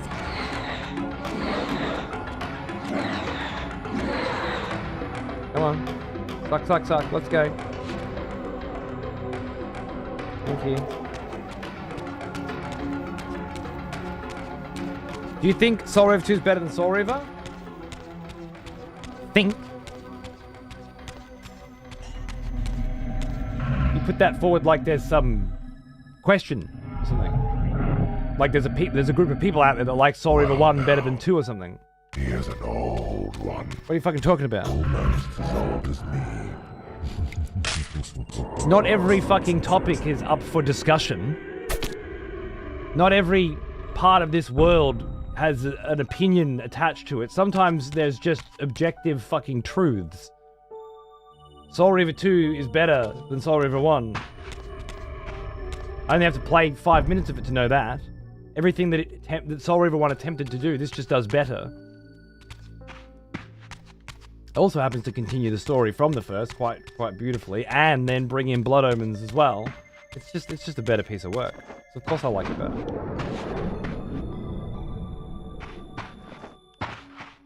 You'd have to be seriously fucking touched to think that Soul Reaver 1, to enjoy Soul Reaver 1 more than this, I think.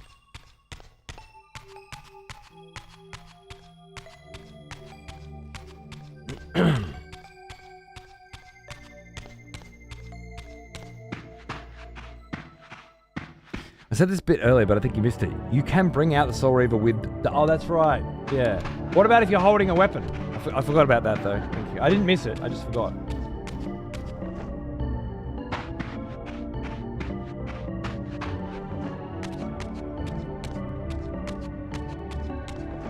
But what if I'm holding a weapon? Then I gotta press R2, L2 triangle to drop that weapon? Assuming that there's no other interactable object around, because it just won't work. And then double tap B. You can still bring it out when you have a weapon, but you still need to drop it. Yeah. You're not really helping me solve any problems right now. Oh yeah. You just fucking got a keyboard shortcut. Great. If I'd known it back then, the same fucking thing would have still happened though, wouldn't it? I guess I wouldn't have accidentally went into this realm with this stupid menu. Maybe that's it.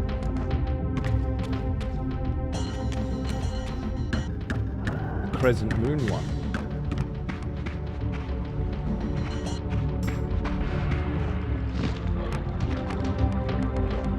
Okay. Route called attack, yeah. Because there's not enough buttons on a controller to have a dedicated button to picking up and putting down weapons. And God forbid, a video game actually tell you what the buttons you need to press are.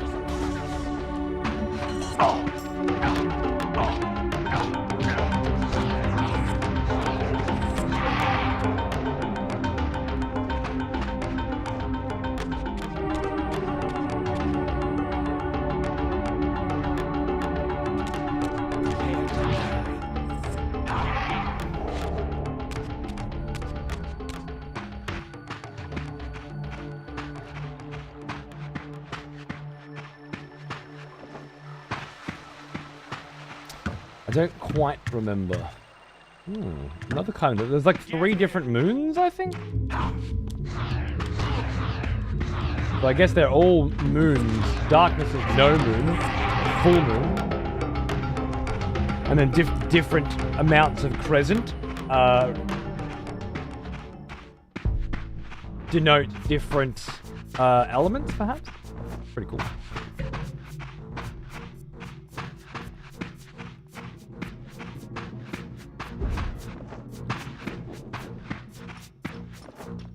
I can walk back to the start of the fucking game, alright. Guess I should just be glad that I don't have to start the game at the start of the game every fucking time I turn the fucking game off. There we go, we're back. Prepare to die.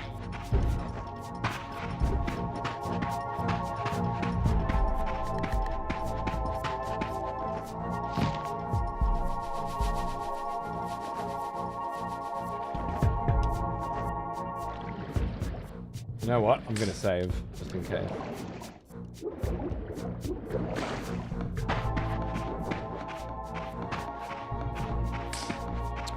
J-Mac, how the fuck did I miss your 100-month sub? What the fuck was I doing when that popped up? I don't understand.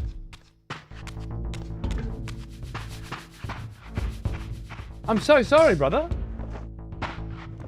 I have no idea what was happening that was apparently more important than thanking you for 100 goddamn fucking months for a full country, as Pete would say.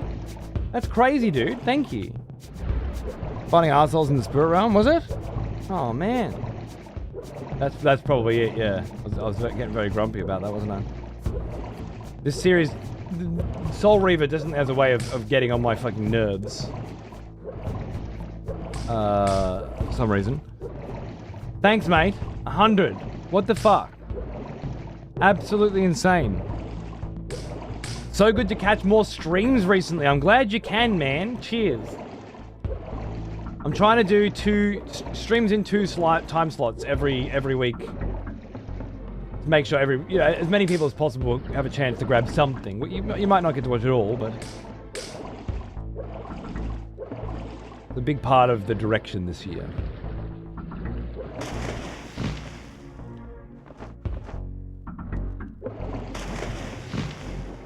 Where the fuck is the fucking shrine?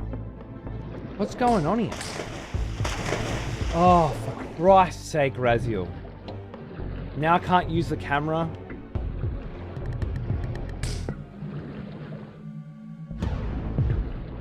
Am I fucking brain dead? There it is. Jesus Christ.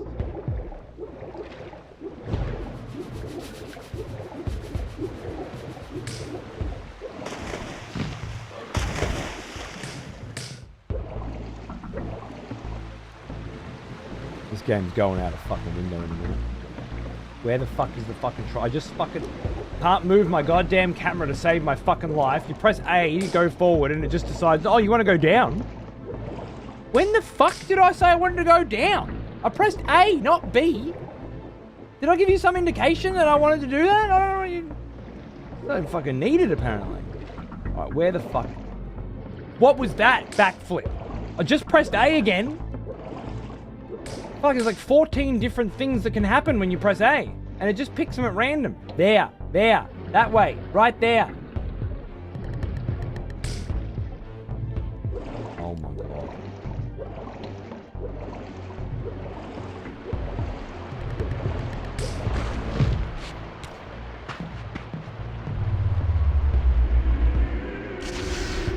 I need a coffee. Before I put a fucking very, very nice controller through a very, very nice OLED. Boom. We made it.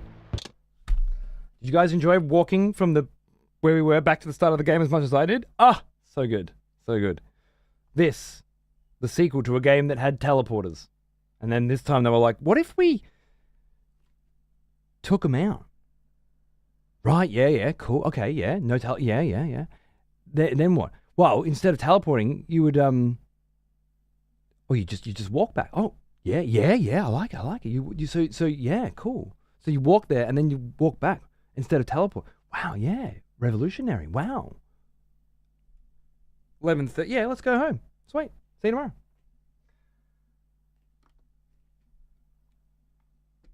Sick. Job done. We fixed it. We solved it. Question, is it different from the first one? Yes. Done. GG. Cool. Is it better? Shh. Bloody talk about that. What about Blood Omen? What did you do in that? Did you walk back to the start? No, you turned into a fucking bat. And fucking flew across the fucking sky. Rubbish. Who would want, who in their right mind would want to do that horrible shit? You know? What garbage. God, Blood Omen was so bad. I don't know how it ever got a sequel.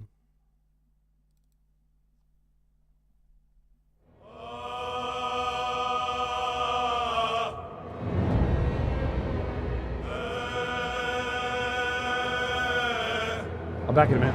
Thanks for watching.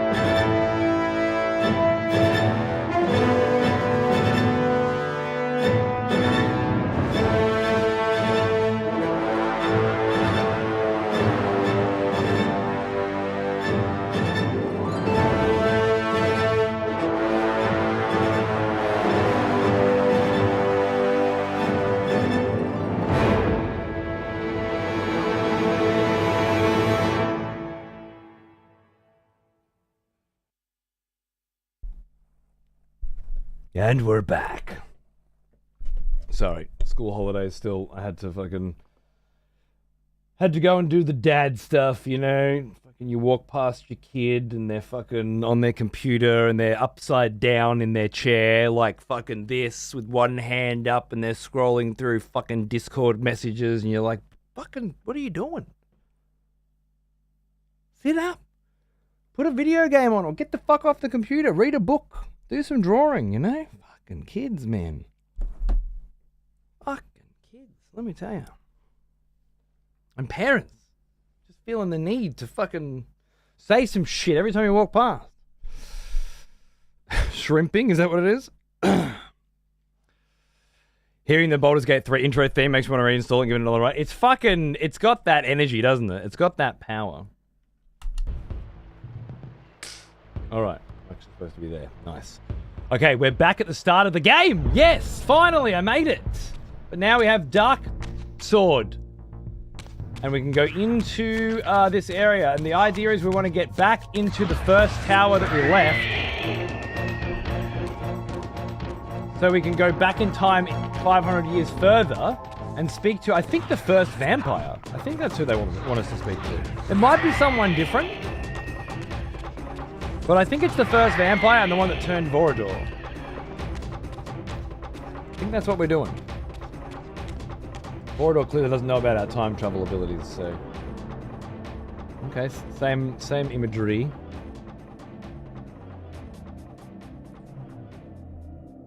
Apparently, both Vorador and the Elder God thought that this stuff was like the religion of a dead civilization that were specifically putting this shit here to detract us, to distract future people from what's going on or something? At least that's what the Elder God dude was saying.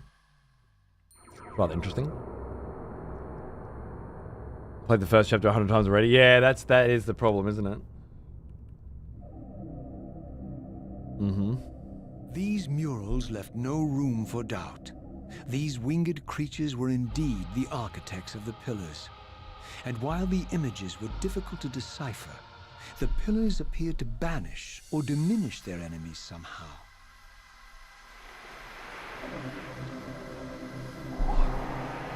I need to sit for a bit because I have to stand up for the drawing later.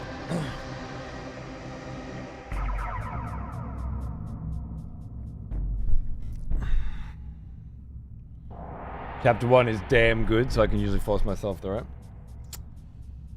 Chapter 2, that's where it got good for me. That was awesome.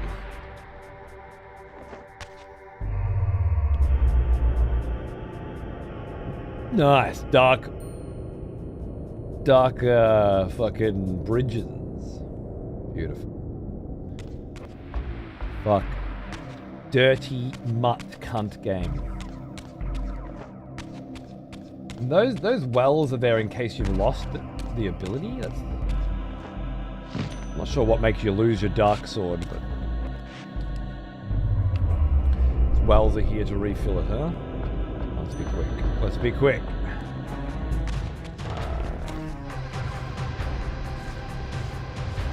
Yes, open sesame. Don't be a fucking cunt.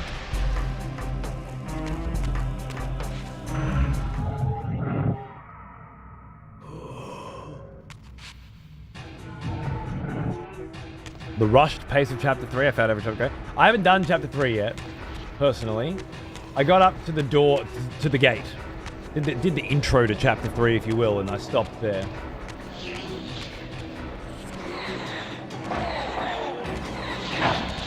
I will have to finish that off somewhere.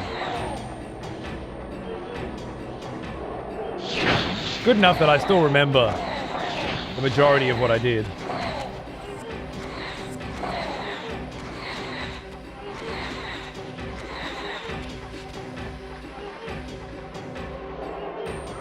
And now you. Oh. Fable footage. What year is it?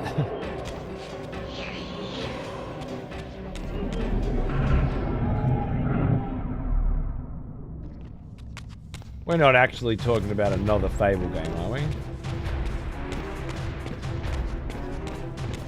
going on here?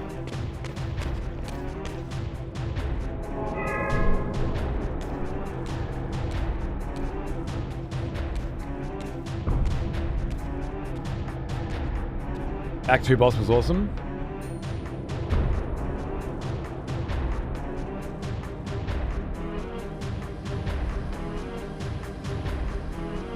Yeah. There's a few bosses in Act 2. I'm trying to remember what the last one was.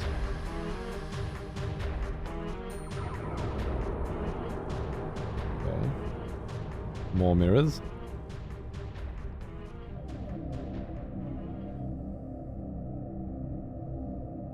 Merkel. Apparently I don't remember. I'm sure if I saw it, I'd go, yeah.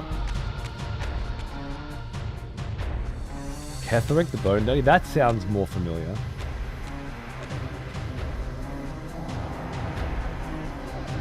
I remember a big Shadow Heart art. I remember being in like the Shadow Lands or some shit the whole fucking time.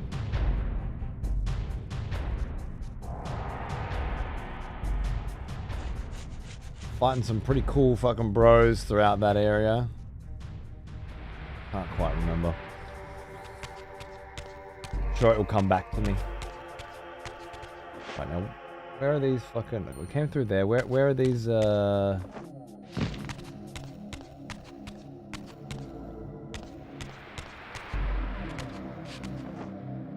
They showed me some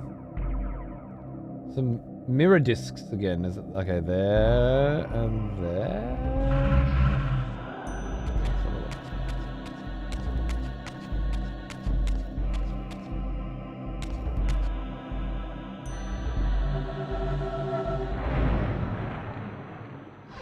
Doesn't allow me. Okay. That must be part of the puzzle solving nature of this game. Okay, there's that. So use these mirrors to light up these gems to open the door. To open the door, I need to be able to...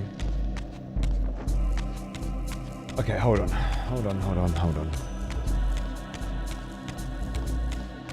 We aren't just talking about a new Fable game, we're handpicking limited pre-rendered footage to make it look far better than it will at launch, right? And the footage looks like it's struggling 25 FPS, does it really? How long until the inevitable announcement? We've decided to go with 30 FPS for the target lock for this game because we think it helps preserve the artistic integrity of the experience.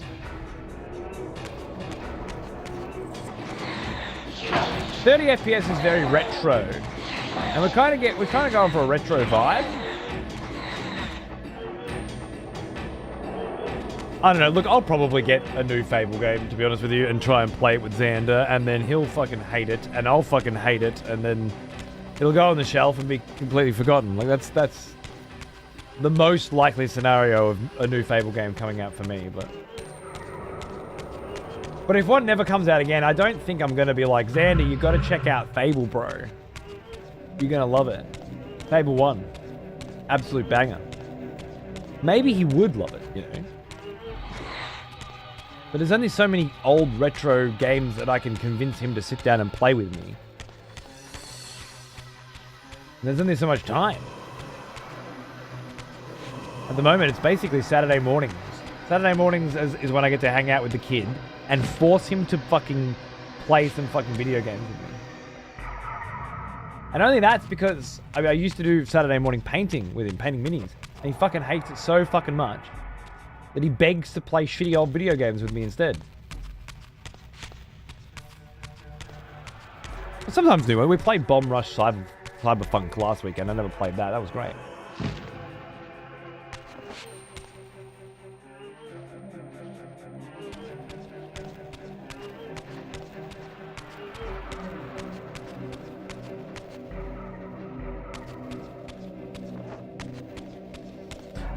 Chicken Chaser? It's always Chicken Chaser with that one, isn't it? With that fucking game. Hey. Don't you eat my inputs. Buying an entire town, having 58 kids with a dear wife named Little First Woman I saw in the game. Okay, I don't know what's happening to my buttons. Are you threatening me?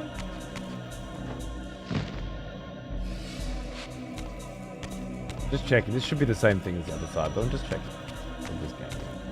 Those are the doors that need to be opened, and then we can let the sun out and blah, blah, blah. Okay. I know what to do. How do I do it? More doors to open there to let more sun out, so we have to get further into this place.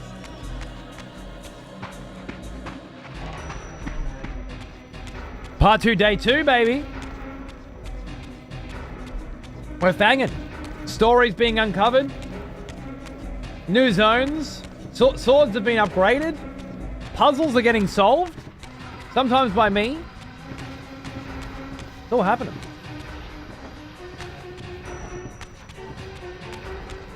Here we go. Boom, boom. Fuck off.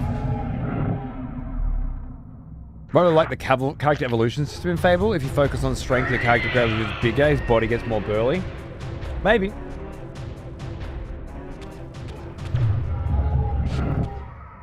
Oh my god.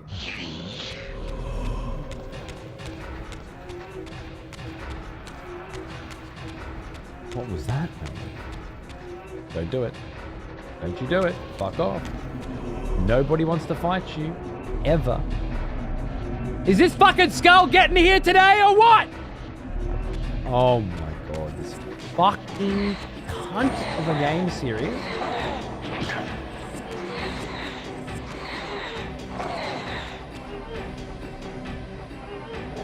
Bury this fucking cunt. Don't you do it. Cunt of a mechanic for me, will you? Right now, there's the skull. He's fucked off. Oh, you're a dog.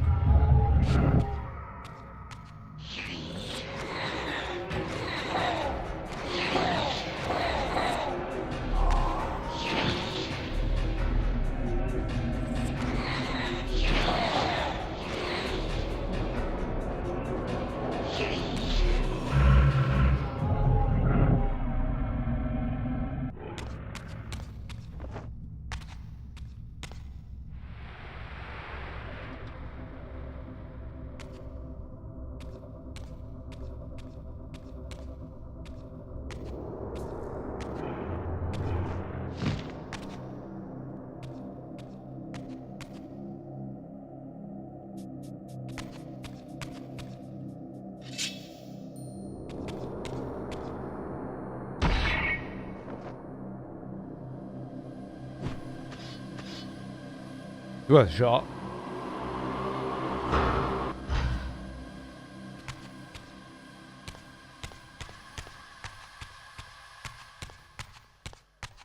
This game really is like back-to-back Zelda temples with some walking in between. I mean, yes, but also so is Zelda.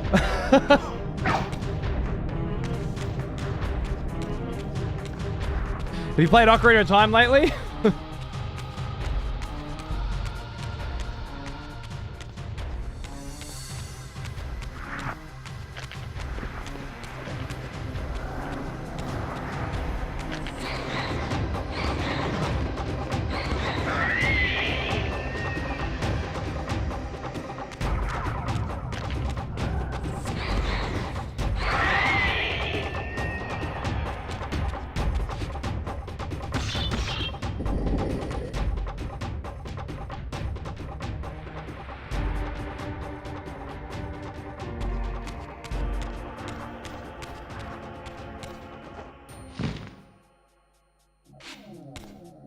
A lot of Zelda DNA. So did fucking every cunting fucking game back in the day, though, didn't they? Fucking Dark Souls has a lot of Zelda DNA.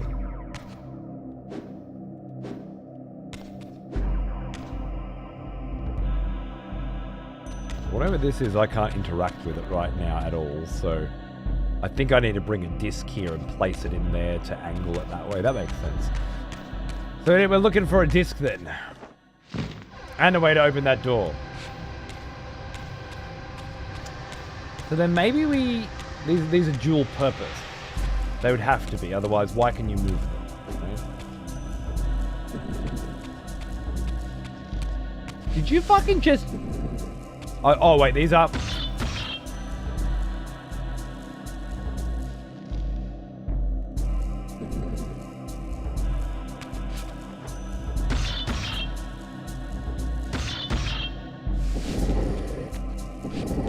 It's like the first time you press it, it's a push, and then it's a push, then it's a hold, then it's a push, then it's a hold.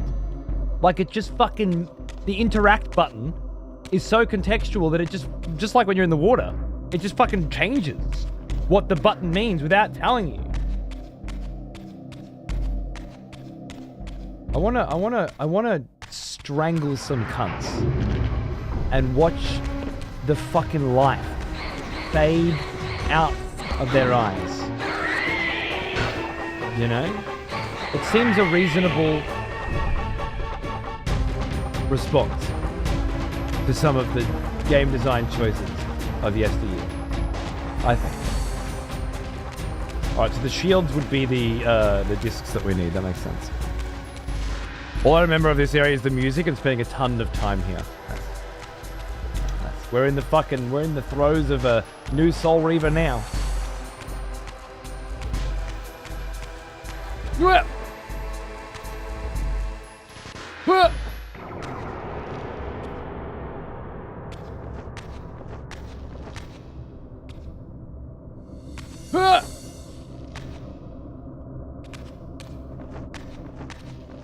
I get it.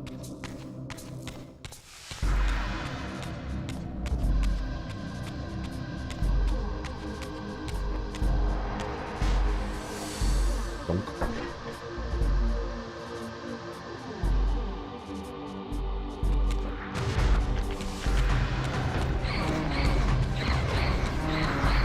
Thanks for that reminder about bringing out Soul Reaver quick. It's fucking way better. Way better. I never have to go to that stupid menu unless I actually want a phase shift. It's incredible. It's a game changer. Thank you.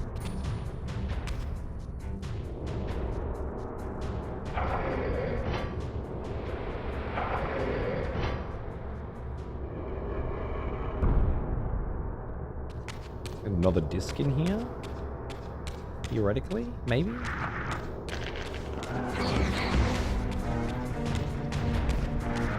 Wow. Duh, would you like to fight 75 fucking enemies?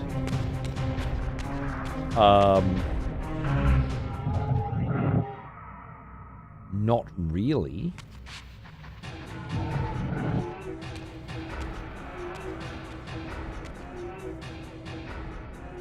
Yeah, direct, we did. It's so much better.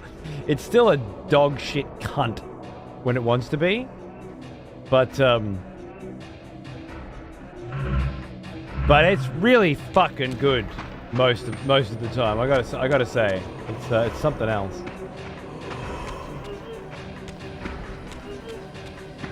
Everything about it is just an elevated version of Soul Reaver, the good and the bad.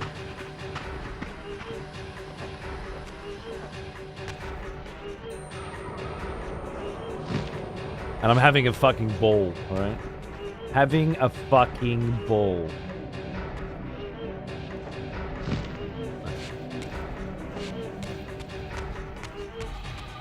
Oh yeah. Get up here and then suck my fucking cock. Cool, thanks. Glad I went through the effort. No! Nailed it.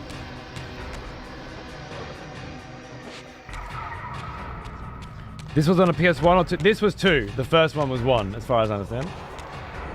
To think this was on that was amazing. Yeah, right.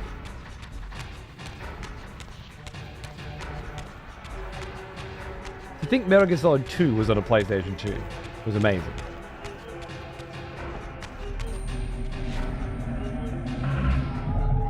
To think this was on a PlayStation 2 is just okay. Alright? This is Nintendo 64 game design philosophy on a PlayStation 2. That's what it is. Okay, so let's not get ahead of ourselves. You're a fuckwit, aren't you? How far back have I got to go now because of that?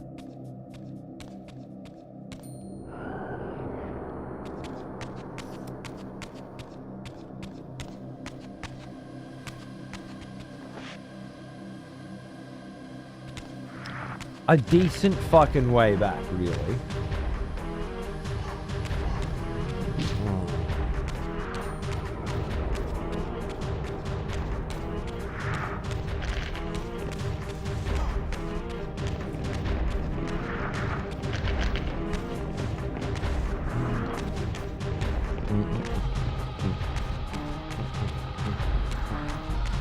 I wonder if I've still got Fable on my Xbox 360.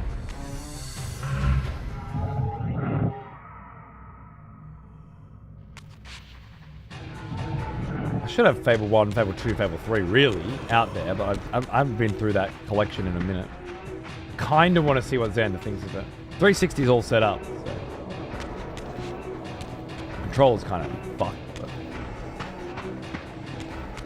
That's another game I've got sitting on the shelf, just like last night when I busted out Zelda. I've got Dante's Inferno just sitting there.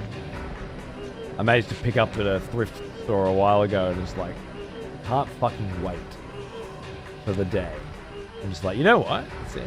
It's Dante's Inferno day, you know? Bring out the Xbox. Let's fucking go. It's so long since I played that game and I hated it so much when I first played it. I'm pretty sure I'm going to have a ball with it next time.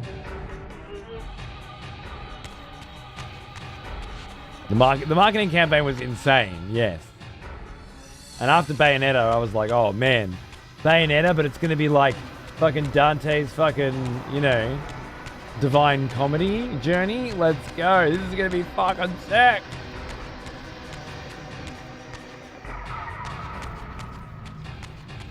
All right. Yeah. And then what did I do? I walked straight over there and thought, yeah, no, you can jump over there. What a fucking idiot. I wonder if that got anybody else. Something about the design just made me feel like I'm supposed to go that way, when really, for the last 15 minutes, all I've been trying to do is find a fucking way to go back to the real world. Not thinking.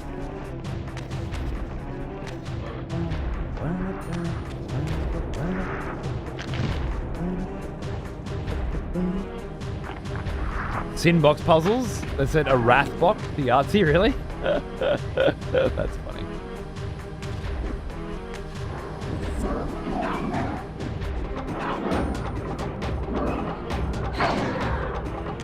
Come here. Give me a little darkness soul. Alright.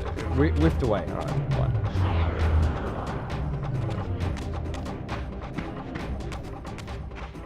Thumbprint on that.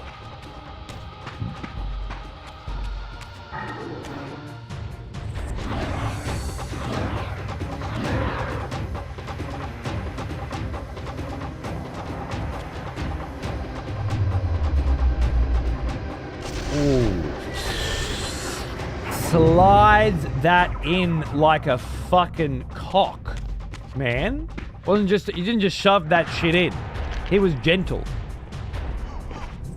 Raziel is a gentle lover, confirmed. You all saw it. Kain would have just slammed that fucking thing in there so hard, broke the lock. Raziel, ex-Sarafan, you know, he's a good stroke, exactly. You love to see it.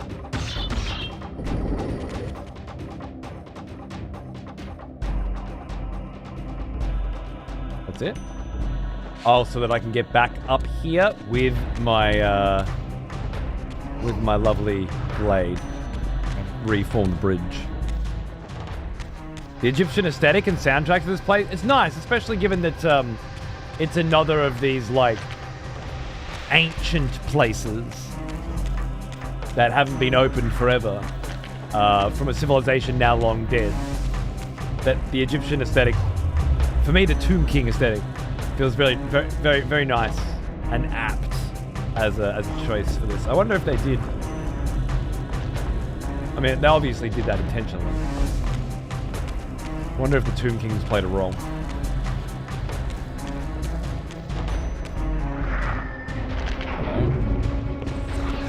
Oh, a big boy.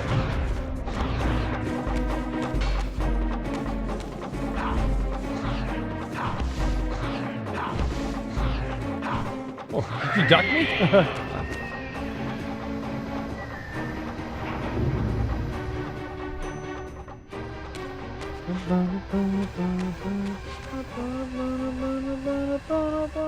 I don't know if I should actually try and get through that or not.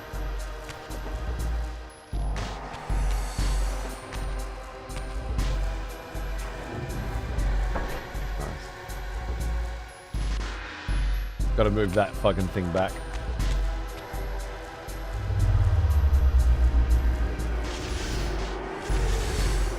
Lovely.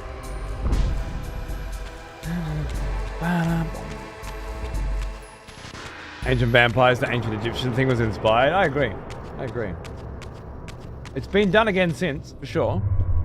I'm thinking, honestly, the latest season of the Castlevania anime tapped on those elements too, I think. What's it called? Nocturnal or something?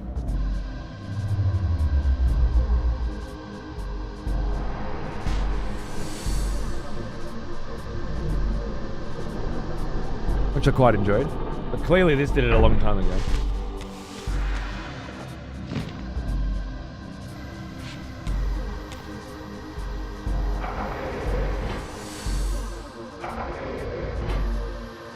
Does this Soul Reaver have as many secrets in it as the previous two?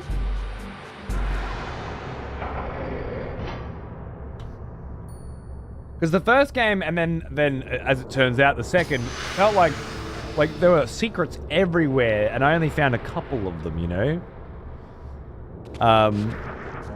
Not really fun. Okay, good. I wasn't sure. It felt like there was less of that than before. Not that it matters much to me. I'm not intending to replay them to find everything. If I'd bought this shit on a fucking PlayStation, I'd have never put it down. Replay after replay, but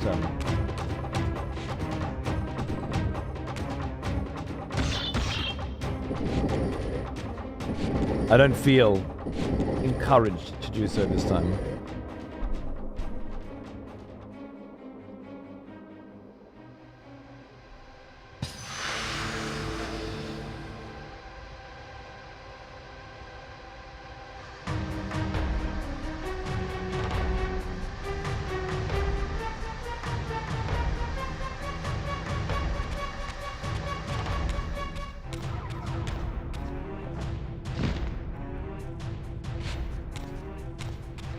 Turned me off so bad that I didn't even watch Nocturne. Yeah.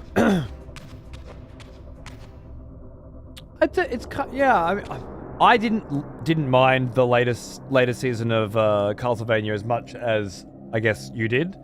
I did think that they did some of the characters dirty. In particular, Isaac kind of built up storylines that didn't pay off as much. And the whole. What's that fucking side character that they kind of brought in as a main character? He was voiced by, oh, sick cunt.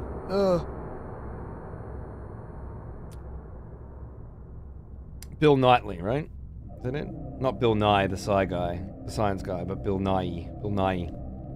I think he voiced him. That character in that arc was a little wishy-washy and, But I don't know. I thought the whole story came together quite nice with Dracula and Alucard and whatnot.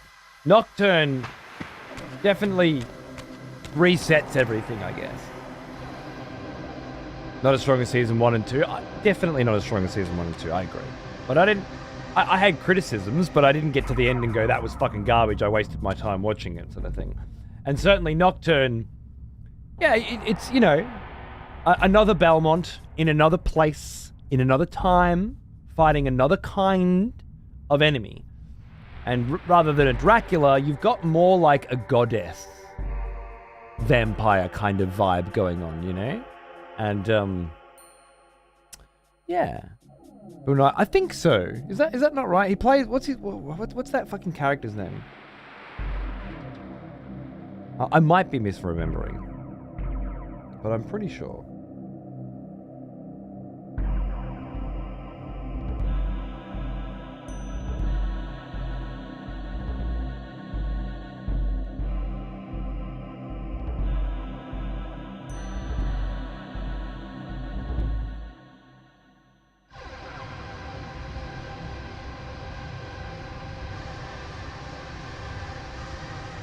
Saint-Germain.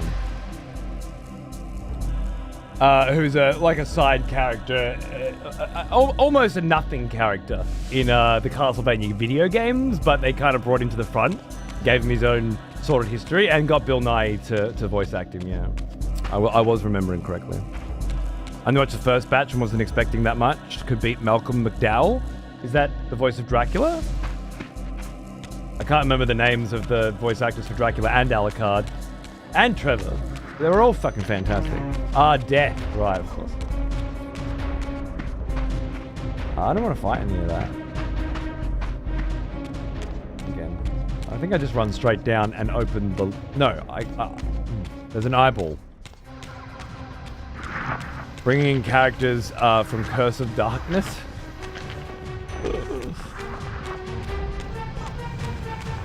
Okay. Yeah, no, I think Nocturnal's got some really, really good moments. Some really, really fun moments. Yeah, okay. I guess I deserve that.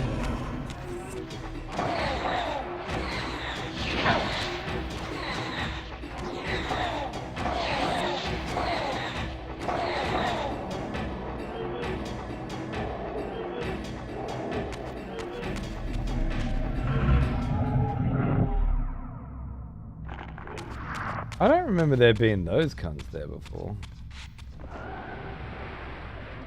Did I lose my I did. I lost my darkness infused blade because I got sent to the other realm, I guess? Maybe that's why they disappeared? I think I fucked up. I'm trying to think.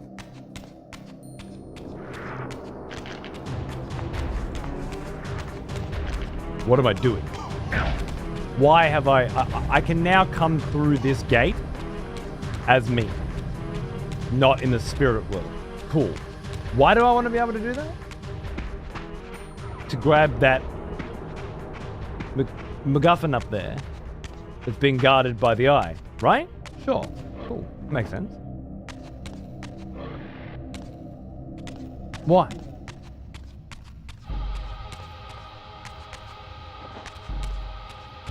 So I can open this fucking door? No. I came through there. Okay. Do I even need darkness infused blade for this? I must.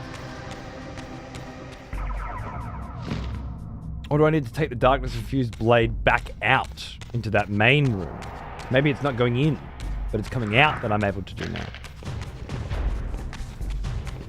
PS2 Castlevania games, everyone seems to disregard. Look.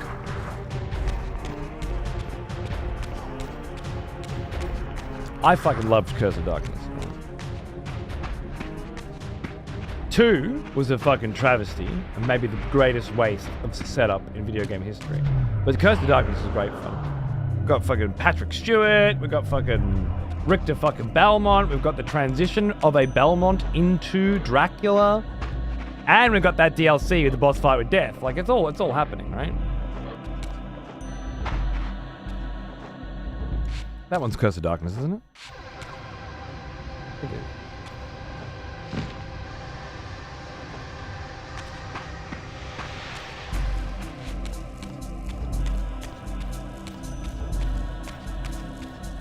Oh, I'm thinking of Lords of Shadow. You're right. Sorry. That's right. Which one's Curse of Darkness, then? Nintendo 64 one?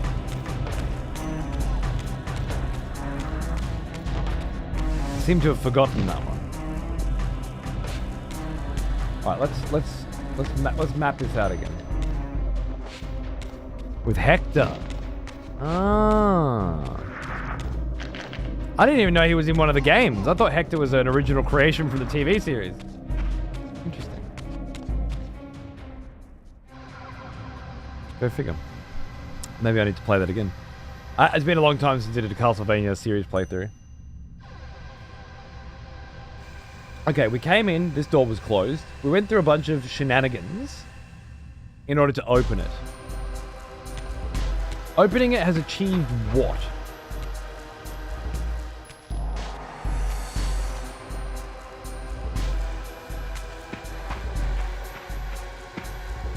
I could be here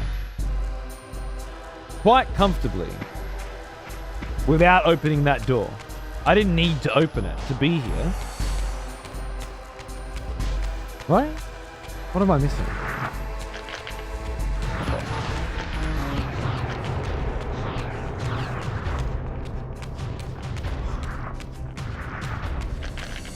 They're everywhere.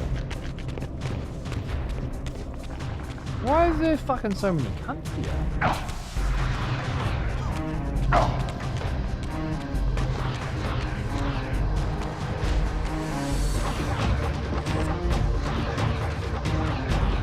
Are you ducking?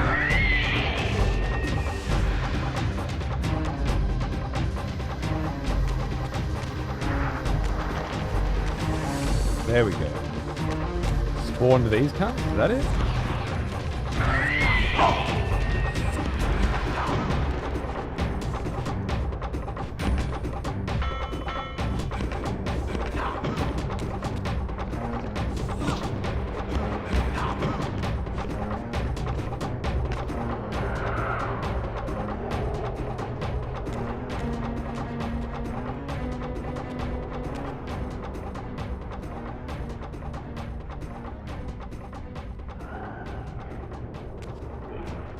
Don't you do it.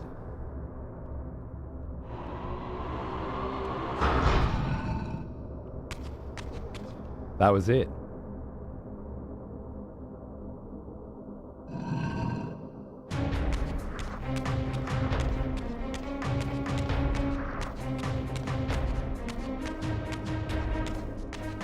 I'm not sure why I was supposed to... I tried throwing a spear at it before. I tried hitting it before telekinetically.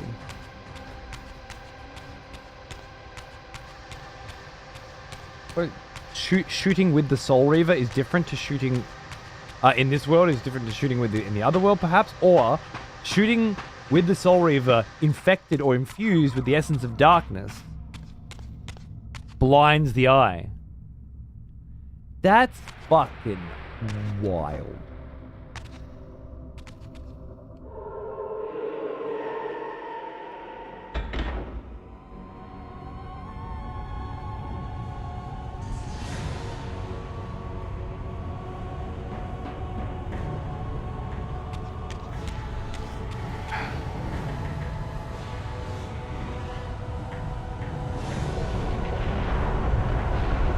This was on the door.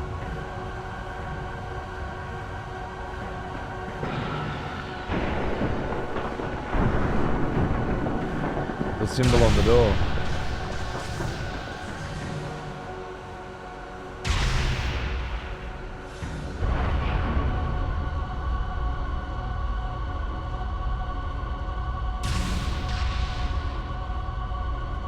New element.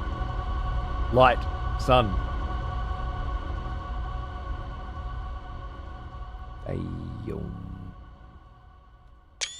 I'll do.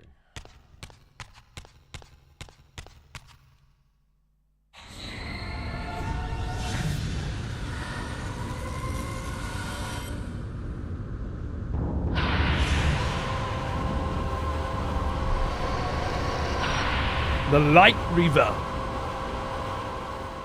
Very plunged the Metroid Reaver Prime into 2. the forge and imbued the blade with the elemental power of light. Thus armed, I now had the means to re-enter the stronghold and finally use Mobius's time-streaming device to accomplish my own ends.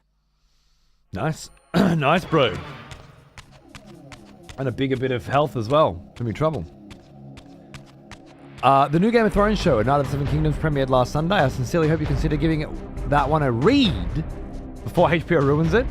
The book or the graphic novel. It's one of my favorite pieces of literature. I'd be curious to see what you think. Too late! I already started watching it. Sorry. Fortunately, I don't subscribe to the idea that I need to read it before I see the show. I studied as a writer. I did adaptation for 2 years. I'm not capable of ruining things for me, because when I watch them, I'm watching them always first and foremost with the craft in mind. Plot is really very secondary for me.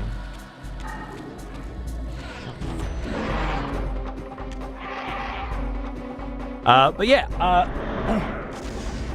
I'm sure it's a good read, and I haven't gotten to it yet, but that's okay. I may get to it someday, once I've read, you know, all the other really important stuff. I'm sure Knight of the Seven Kingdoms is a lovely little read, but I'm reading Malazan Book of the Fallen. Priorities. The TV show, however, it started off pretty good, man. They got a really nice flavor and a really nice vibe to it. And as someone who loves the production of the Game of Thrones television shows, I think I'm going to be alright with it.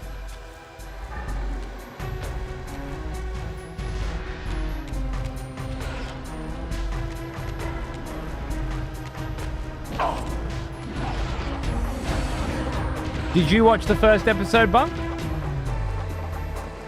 I don't need that. I've got light reader.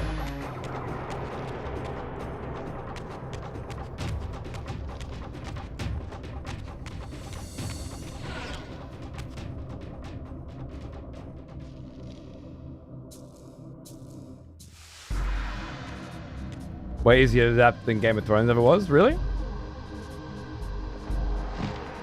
You realize that Game of Thrones Season 1 might be the best adaptation of a book to television that has ever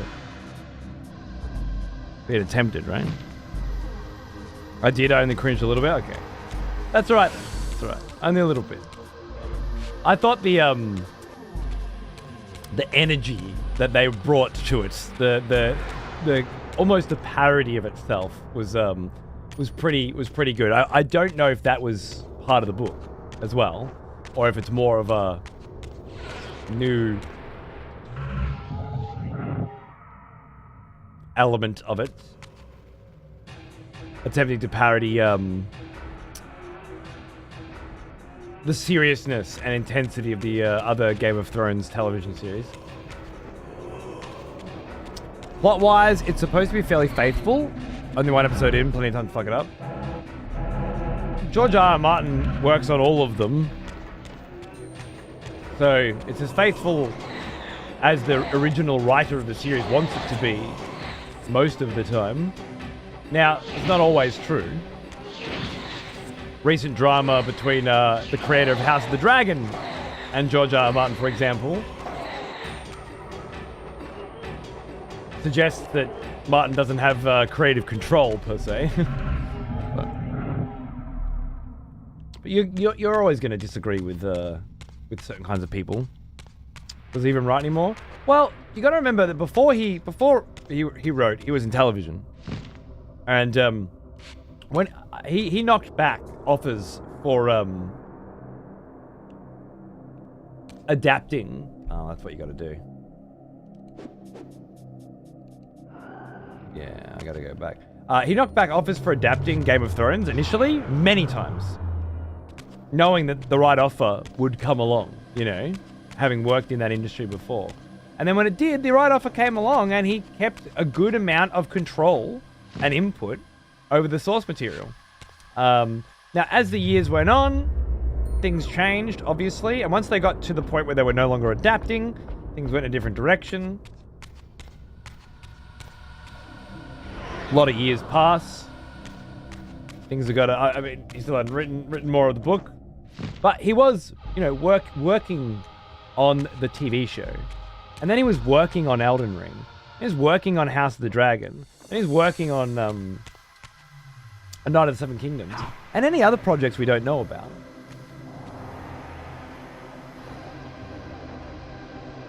So when you say, does he write anymore? I assume, do you mean, does he write novels anymore? And apparently he does. Apparently he's working on multiple novels, and the new Game of Thrones, or Song of Ice and Fire, is one of them.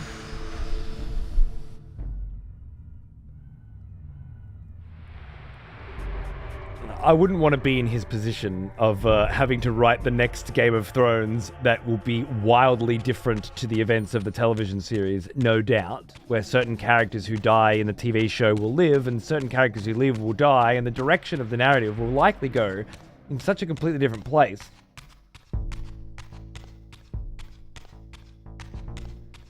Oh, I certainly wouldn't envy a motherfucker.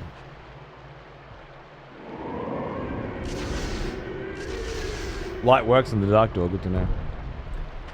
And I have different plot. Exactly, but he has been saying that for over a decade.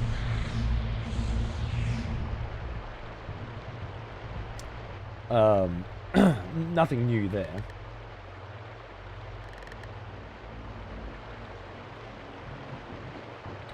It said because I have the Light Reaver, I can get in. But I don't remember a point where I could get in and needed a Light Reaver to do it. So, I'm back to not really knowing where the fuck I'm going.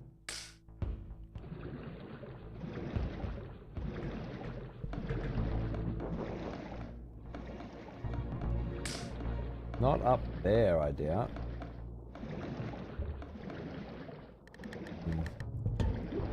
Between a rock and a hard place. There's a lot of other projects to do and a lot of money to spend. And life to live as well. I've always thought it weird that we expect and demand these things of writers. Like they write, 5 books in a series. Well, there better be a 6th. The story has to continue. I mean, yeah. Well now, he is an old one. Almost as old as me. Mudcat. Thanks for 128, mate. How you going? Good to see you, bro. Cheers. But at the same time, it's also like, just because you write 5 books in a series doesn't mean you have to write those books, does it?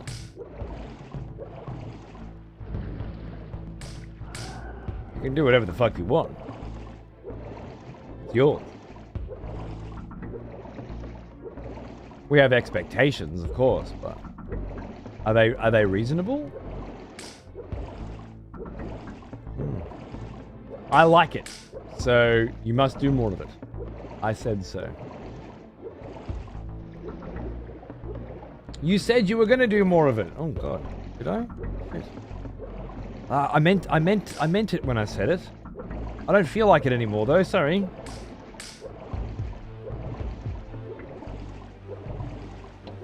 Got over it. Not in the mood. You have to be in the mood. You wrote 5 books.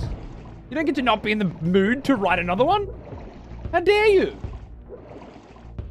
But that was before I did fucking TV show for 10 years and everybody went from loving it to hating it and I got rich. I could have sworn there was a door here that was open at the end of this path. And now the door's not open. I think that's what's happening. I can't handle this game, man. I can't handle this series.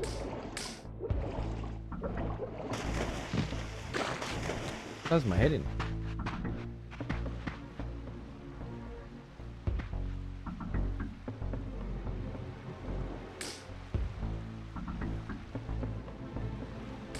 What the fuck do you want from me, game? Huh? I think I just lost me Light Reaver doing that.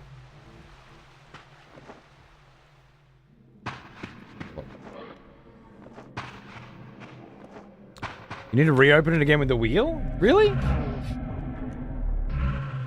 you sure? I walked up to that wheel. I didn't see a fucking... I didn't see the button. Did I? Did the button pop up? And I just fucking didn't see it? Go around and spin the wheel. Why would I need to open the wheel again? What kind of a nightmare fucking video game am I living? You didn't go up the ramp though?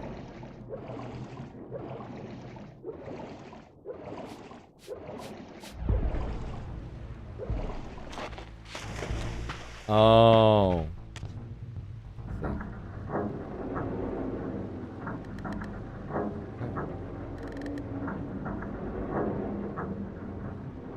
Somebody close the door behind me? Did I read into that? I did the same fucking thing, spent like an hour here. Oh, so rough, man. Why would you think you need to reopen the fucking door? Like, you would think that the game's trying to tell you the door's being closed, you can't reopen it, you have to go somewhere else, right? That's what it's telling you. The cues that it's giving you are just completely wrong. It's offensive.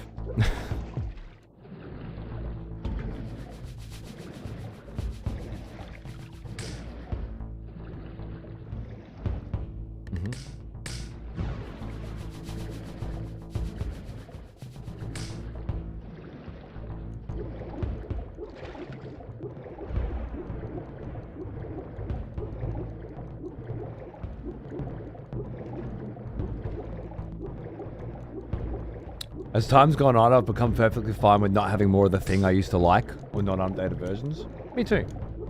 I think it's a young man's game to have all that expectation. And I certainly did. But now I'm like, if a new Game of Thrones book comes out, or new Song of Ice and Fire, written by George R.R. Martin, because he finally figured it out, and it gives me a taste of an alternate universe ending of Game of Thrones, maybe even, dare I say it, one that I don't absolutely loathe. You better fucking believe I'm gonna fucking be there day one.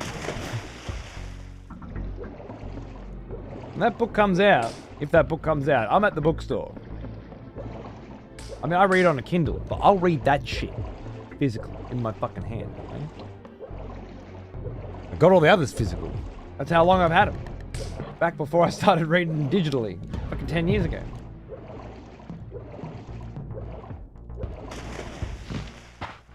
But if it never comes, it's alright. I got plenty of other endings of plenty of other wonderful series to enjoy. And a fucking handful of good seasons of really great TV that I really fucking love. Like the first 4 seasons of Game of Thrones, television-wise, I love as much as I love the books. In their own unique, different, special ways, you know? Oh, yeah.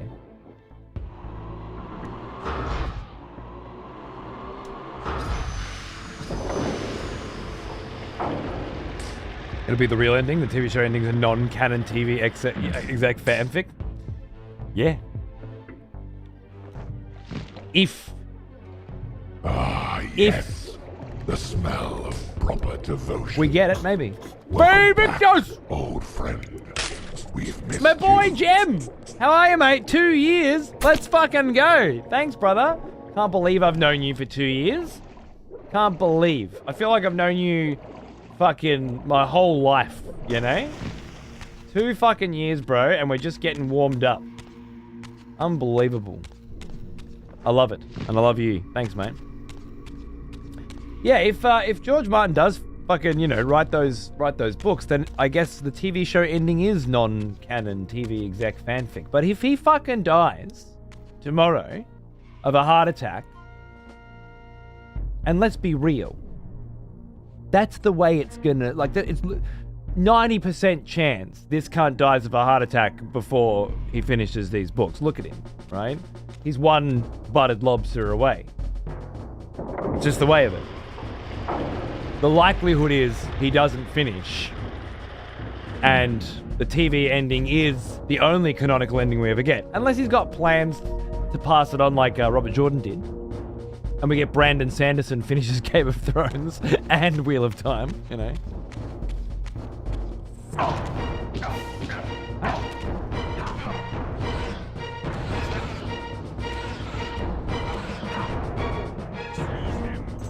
Here's your mum, bitch. Come here. Fucking boom. What's up? I wield the Light Reaper. Okay? What do you got?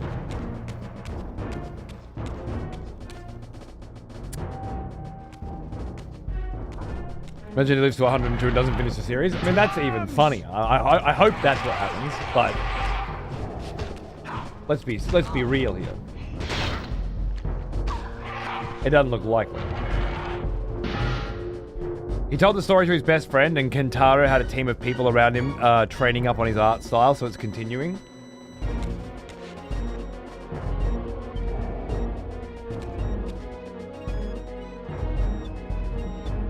A, maybe. B, it's not the same as him writing the books.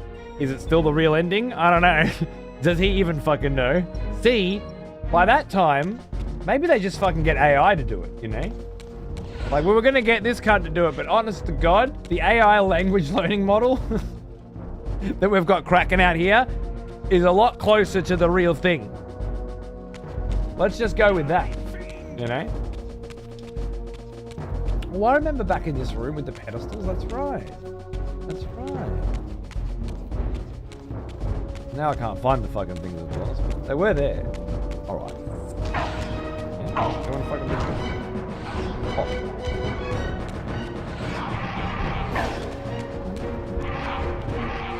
Or right in your fucking head. Open this shit? Again.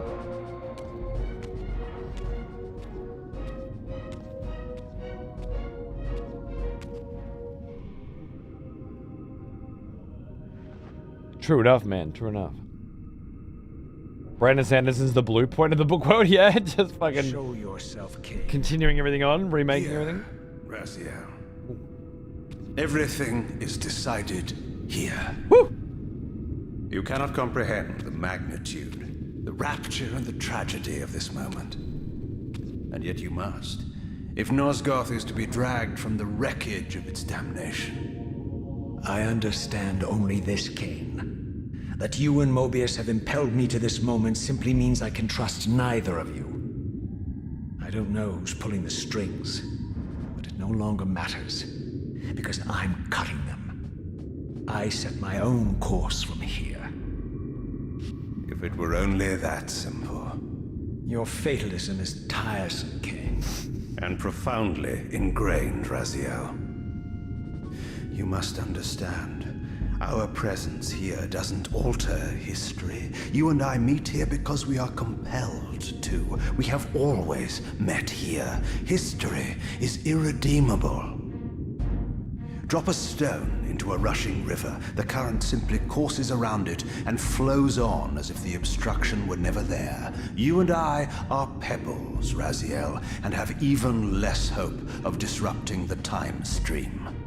The continuum of history is simply too strong, too resilient.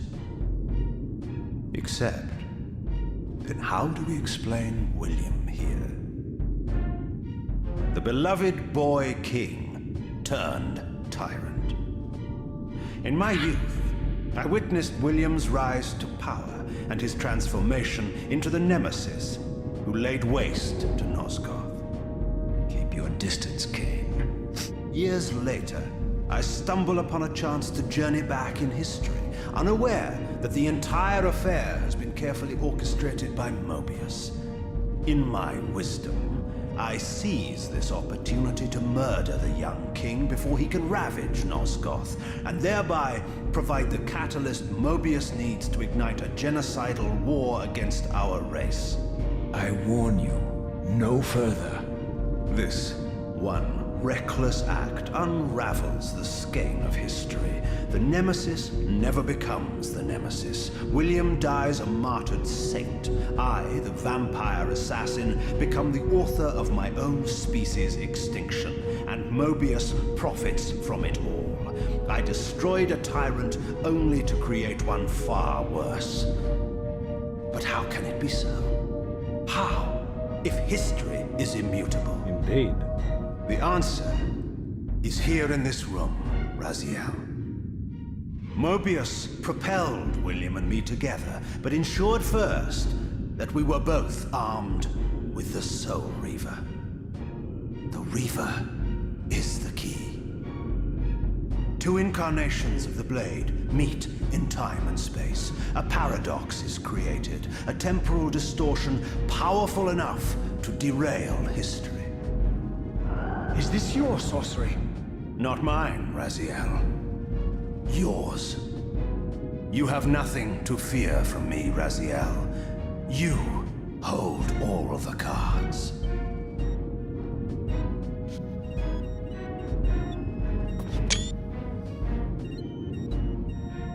then perhaps I should test your sincerity. If what you say is true, you should be terrified. I could kill you here and now. And so you do, Raziel.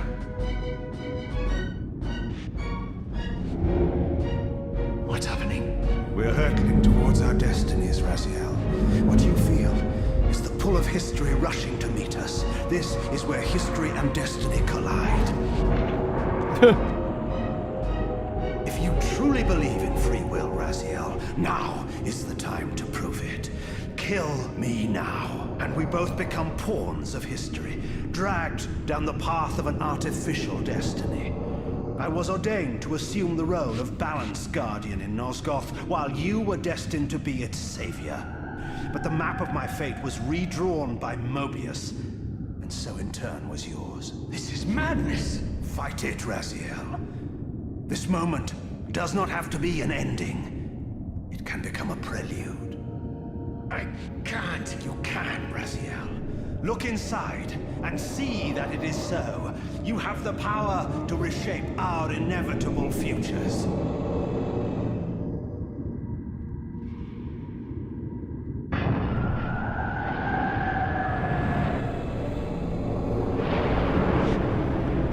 Give me too. The fucking yeah, it's gone now. Fortunately. Poor William. Poor William, huh? History shaking the screen as it's. History abhors a paradox, Raziel. Even now, the time stream strains to divert itself, finding its old course blocked by your refusal to destroy me. The future is reshuffling itself to accommodate your monumental decision. This is where we restore ourselves, Raziel, and reclaim our intended destinies. It may yet be possible for me to assume my role as Balance Guardian and return the pillars to their rightful inheritors. To the vampires. And this is the destiny you have urged me to discover. I don't know what game you and Mobius are playing, Kain, but I refuse to be your pawn. Unlike you, I still revere whatever shred of humanity I've managed to preserve. You will not use me as the instrument of your messianic delusions. Messianic. Very well, Raziel. Messiah. I'll not ask you to trust me. Your truths are for you to discover alone. Humble words for one who presumes to teach me a lesson at every turn. Then continue your journey and learn your own lessons, Raziel. Remember, Mobius led you here, but you walk away unfettered. A champion of free will and conqueror of false histories. There is much more for you to unearth, if you have the heart for the truth and the will to see it.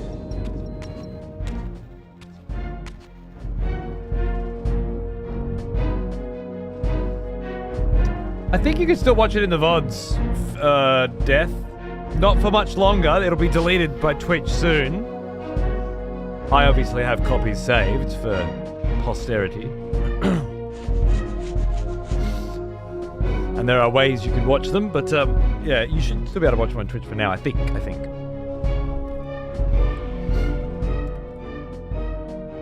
Crucial law of the world revealed.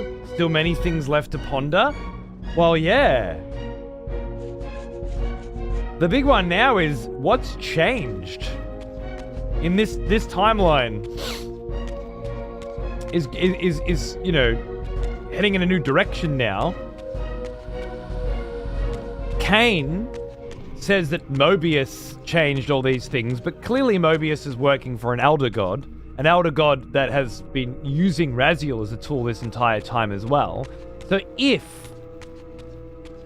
Mobius made these changes, then he made them because this elder god wanted him to. So then we get back to whose story is this and why are we on this journey?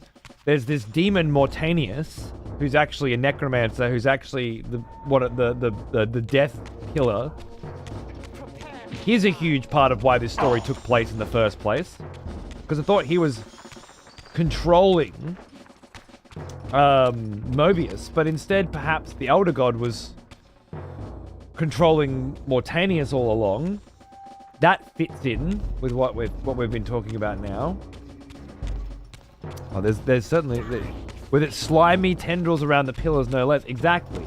And then his insistence that this ancient civilization that drew all these murals of angels and demons fighting and the pillars being created was, in his words, a civilization specifically creating murals, putting them on the walls of a bullshit religion to deter us, to deter the future denizens of the world. Right? That's what he said. Seize him. Smells like fucking bullshit to me. Mortanius was one of the Circle of the Nine. He never had any intention or way of controlling Mobius. So then someone's controlling him.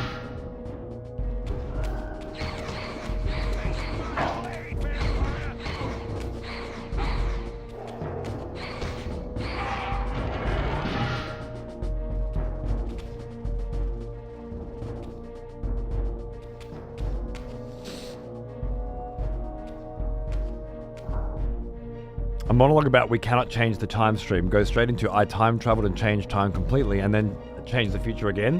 When destiny and history meet, huh? Here it comes.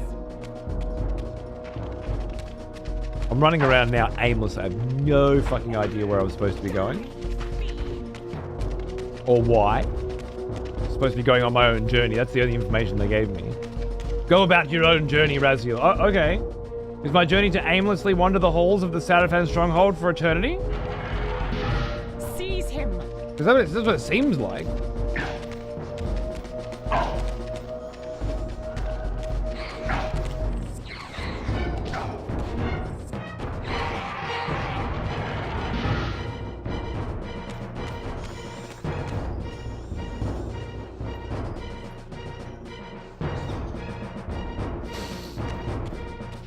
There's always more guys spawning, so I just assume you're going the right way. There's always... This game respawns enemies all the time, though. As did the previous one. You can fucking kill an enemy sometimes and watch it respawn in front of your fucking eyes. Uh-oh.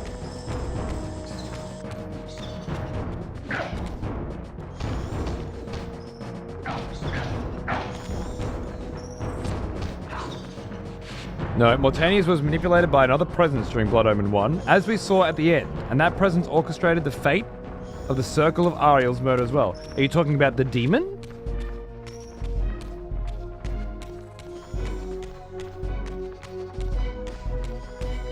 Oh, it's rough, alright. Another presence? Yeah, the demon. And you're suggesting that the demon manipulated Mortanius, not that the demon is Mortanius? Using the information provided to you during the ending of Blood Omen 1, you draw this conclusion. Why? Look at you. Gorgeous. Alright, so I'm back. Oh, I know what I'm doing. I'm going back 500 years in the past. That's my goal.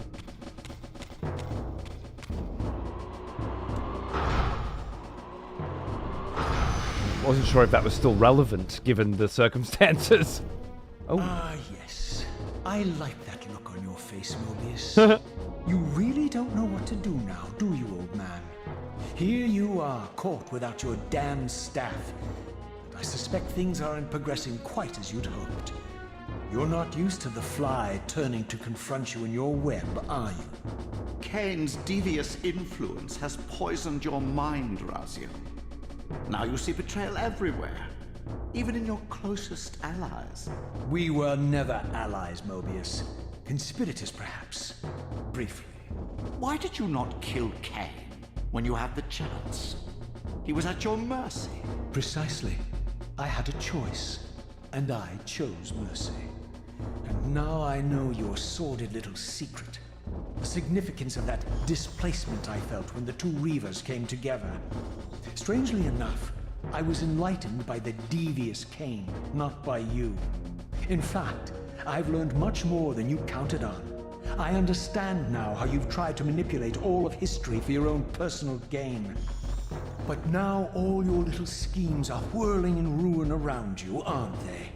All because I chose to exert my will for once, rather than obey the demands of sorcerers and spirits and demons, all singing the same tiresome refrain, "Kill Kain." I'm setting my own path from here, Mobius. I intend to discover the truth behind all of this. But you condemn us all with this impetuous act. Hardly impetuous. It took all the will I could muster. Has my refusal to kill Kain reshuffled your carefully stacked deck of cards? You really think that you're exercising your free will, Raziel? You're simply Kain's servant. I do not. It is a lot serve better in the Kain. old one, isn't it? I merely did not kill him. Raziel, do not forget your purpose here. It's more You're destined emaciated. to be the savior of Nosgoth. More like the I'm sick cutscene, of hearing CG that cutscene particular intro. phrase.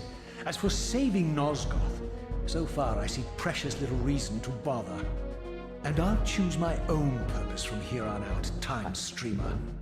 Right now, Streamer. I choose to manipulate you for a change. Go. In there. What are you doing? Come now, Mobius. You're a cunning serpent. You'll piece it together, I imagine.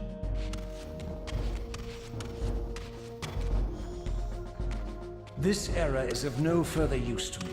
You will operate this device to provide me passage.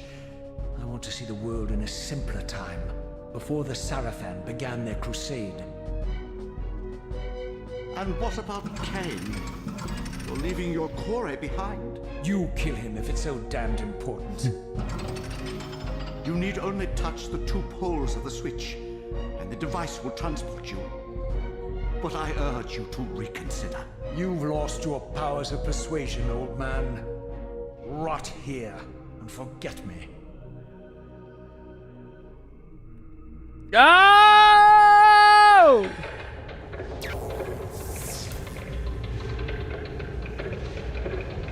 All part of the plan, or I'm not sending you where you want to go?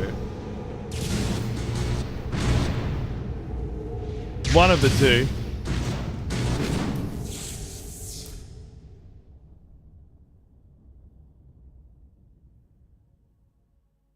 Oh, we're back.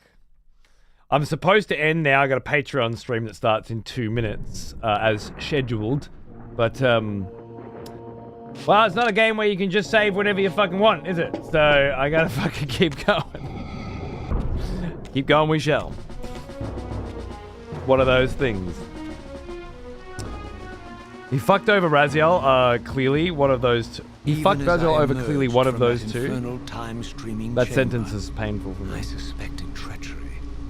The stronghold was vacant, derelict, and abandoned. Okay, sent you to a different place, right? Different time than you intended. Suspected trickery. Kain Chamali? What the fuck? Outrageous. A tirade of new voters has been conscripted. The next execution will be messy. Vert, what the fuck, mate? That's a lot of fucking sums, isn't it? Look at you go. 23, because it's the 23rd of January? That's what I'm guessing. I'm gonna get to 69 soon. All right, okay, yeah, looking forward to it, brother. Ah, yes. The smell How many of gifted? proper devotion. Welcome In total, back, maybe? old friend. 1/3 of Missed 69. you. Very nice. Thank you, my friend. That's very fucking generous of you. And congrats to anybody who grabbed a sub. Enjoy. Itaku, thanks for 38, mate. Cheers. What's going on? Yeah, exactly, Trev. Exactly. Vert's known for his cryptic sub amounts. This is the second time I've thought of Malazan while playing this game, because of the design of these enemies. Has very much like an ancient species in Malazan Book of the Fallen, the Kain Chamali. I think that's what they're called. I've never had to pronounce it really, but some very similar. Bladed hands melded into their arms, lizard-like feature, lizard/bird-like kind of features. Very cool. Anyway, where have we been taken? Some far-flung future? I presume these are supposed to be demons? Maybe he's taken us back not 500 years, but fucking 5,000 or something, right? To the angel versus demons fucking creation of the pillars or some shit. No, because the stronghold of the Sarafan is still here.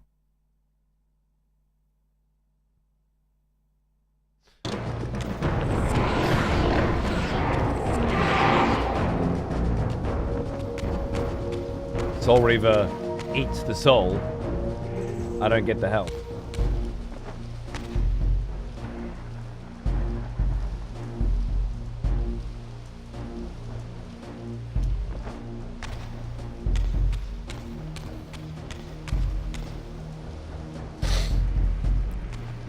Yeah, I got there, sorry. It took me a second. How far in the fucking future though, eh? It's already lit up.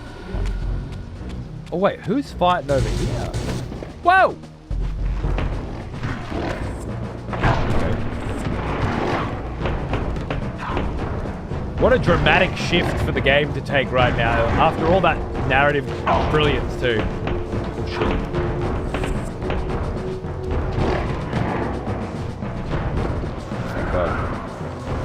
Well, they have souls.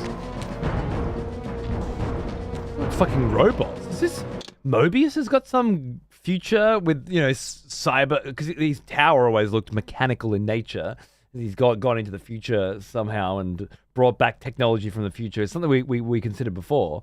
Is this some kind of far-flung future where demons are fighting fucking robots that Mobius has created or something? Or is it demons that have been fused with robots, maybe? Who's fighting them?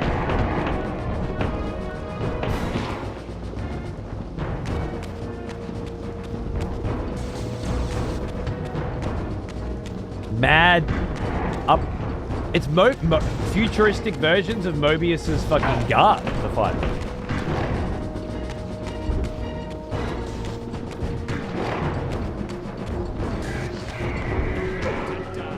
Are you shooting me?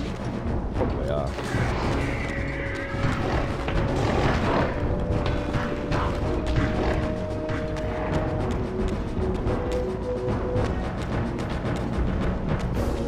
Oh god.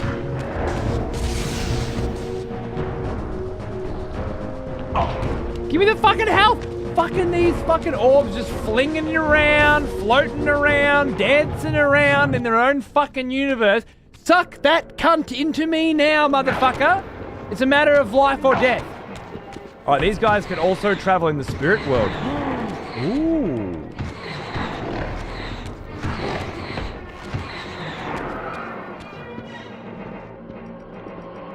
Spirit world travelers.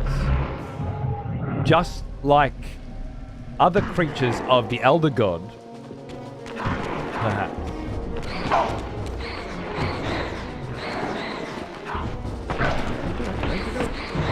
Fuck you up.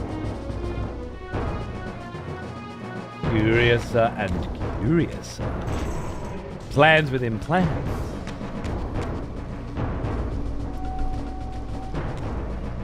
Not liking fighting these guys. I quite like it because they're a step up. You know, they require some fucking... It's the first time in the game where I've had to go, oh, don't use Soul Reaver because I need the health. Whatever they are, they're attacking Mobius's people for sure.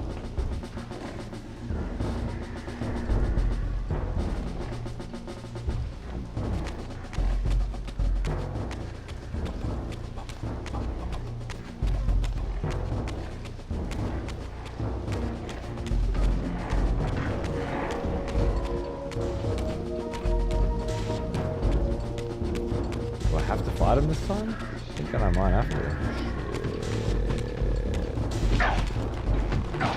Jesus.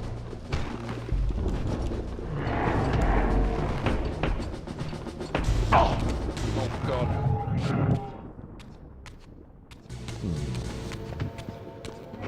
Oh, there they are.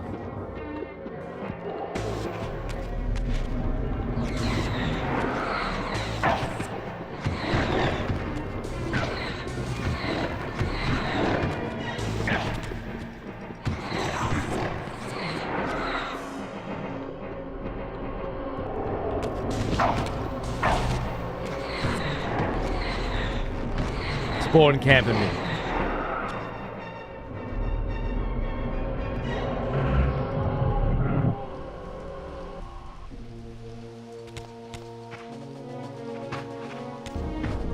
My Warhammer axe.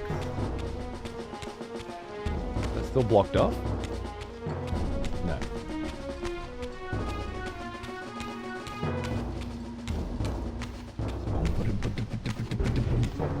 Yeah? Want some of this shit?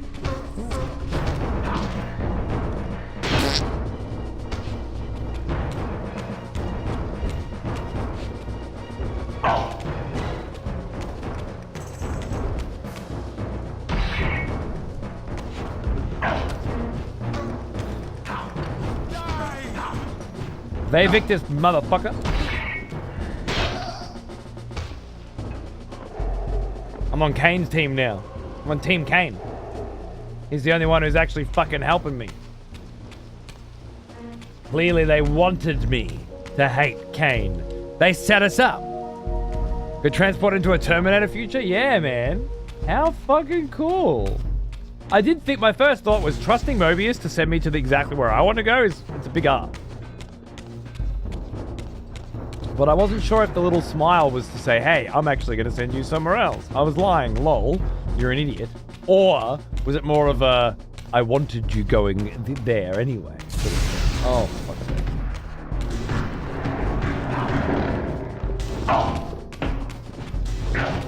Fuck. Fuck, they got some health. Jesus.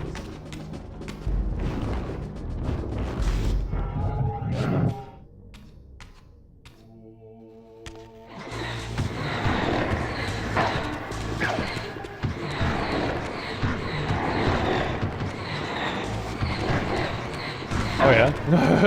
Hey, nice. Don't you dare do it. Any fucking day. Sit just on your path, aren't you, huh? Stupid thing called PlayStation Stars. I got a $50 voucher. Time to peruse the games on sale and add more shit to my backlog. Nice. Stupid thing they call what's all that about? Where's my PlayStation Stars? You fight these guys, and you're back to getting like three shot. Yeah. Classic game. If I had any doubts about the era I now occupied, this grotesque tableau certainly eliminated them. For here was Mobius, long since murdered by Kain, lionized and beatified as the martyred leader of his bloodthirsty crusade. With Vorador's head. And if I required further evidence, Requiescat in pace! I needed only to behold the gruesome trophy Mobius held aloft. Rest in peace. The severed head of Vorador. The final triumphant kill of Mobius's cutthroat mob.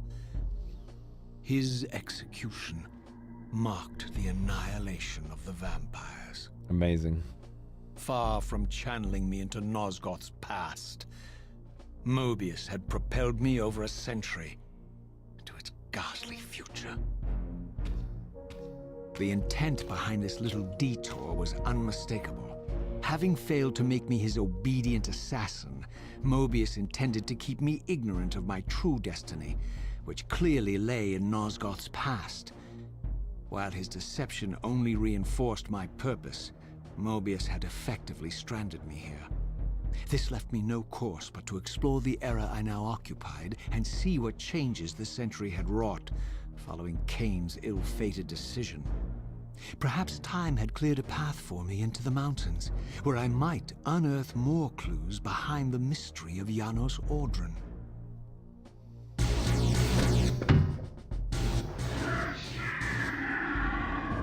Like I don't have a fucking mum making dinner in the kitchen or some shit. Yeah, it's been 6.5 hours. We should probably give him a save point. Lol, let's give him more enemies to fight instead. Ha ha ha.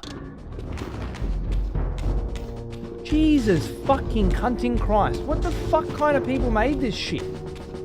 What do you want from me?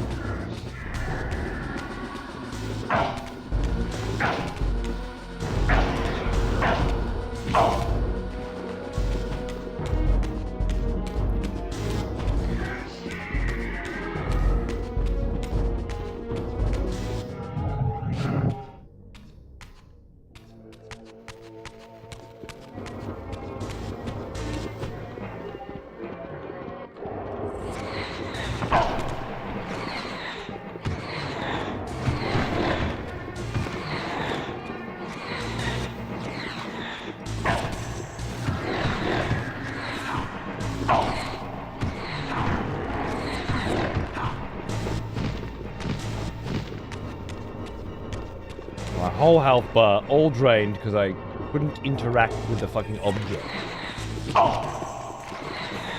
Not that it probably would have mattered anyway if I could.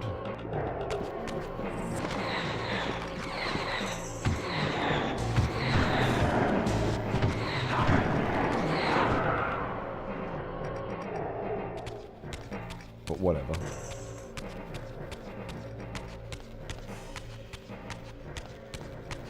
Video easy calling because it didn't return to it overnight. Exactly. Fucking dirty mutt. Did I miss a save point somewhere? And that's why it feels so arduous? I've done that before in this series.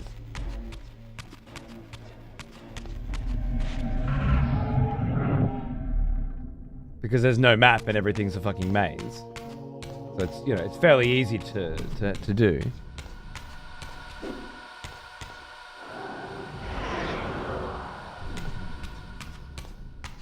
Rad's not the sharpest tool. Oh, he's a Sarafan. Not supposed to be sharp. Alright, let's try and get the fuck back out of this joint and use the save point out in the... on the start bit, I guess. Outside the stronghold. I'm pretty sure the only one is the one outside by the wheel. Yeah, really? Very long gap between saves. What pathetic charade is this now, Mobius? No charade, Raziel. Only the entreaties of this martyred spirit. Your pleas mean nothing to me after all your deceit. You have propelled me into Nosgoth's future, Mobius, and left me stranded here. I am truly sorry, Raziel, but it was necessary. Consider it the last valiant act of a doomed man. You have strayed from your purpose, and now behold the result. Gaze upon the wasteland you and Kain authored together. I fail to see how I'm responsible. You spared Kain, and by doing so, you have released a multitude of horrors upon this world. I can accept that Kain has murdered me, Raziel. As the Time Guardian, I foresaw that incident long before it occurred, and I take some small comfort in the fact that Kain remains the sole survivor of his vile breed. But you have single-handedly made my sacrifice meaningless. Your argument is disingenuous, Time Streamer. I cannot see how killing or sparing Kain's future self would alter these events. This wasteland was created by Kain's original refusal at the Pillars. And amidst all these twists and turns, that event has never changed. You are cunning, Mobius, but I think you've gotten tangled in your own web. As Kain clings to his precious seat of power, the pillars sink into a mire of decay, dragging all of Nosgoth down with them. I don't think this has anything to do with the Pillars, or Kain's failure to sacrifice himself. I think you're simply afraid, because you don't know what he's up to. He's a wild card, isn't he? And you don't want his influence in your game. Which is why you wanted me to eliminate him. Well, now that he survived, you have no idea what's coming, do you? Maybe, for the first time in your entire life, you're terrified that he may have truly found a third option out of the dilemma you orchestrated for him. Kain's lies have addled your mind. Leave this place and trouble my spirit no more. If you even are a spirit, you've forgotten. I have a way to tell for sure. If you're willing to risk it. I didn't think so. Either way, you lose. Brilliant. Mobius is just kind of like constantly trying to bullshit this motherfucker, I think. Alex, how are you, mate? Vavictus, sir, Vavictus. I like this one a lot more than the previous one. It's still a bit of a cunt at times, but I mean, show me an old fucking classic that's not. Ugh. Alright.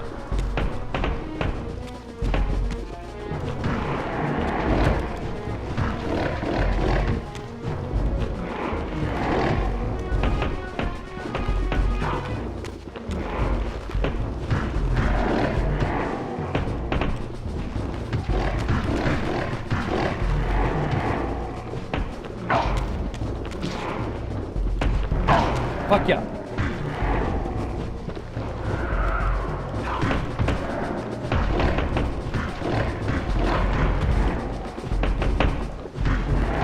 Oh my god. Oh.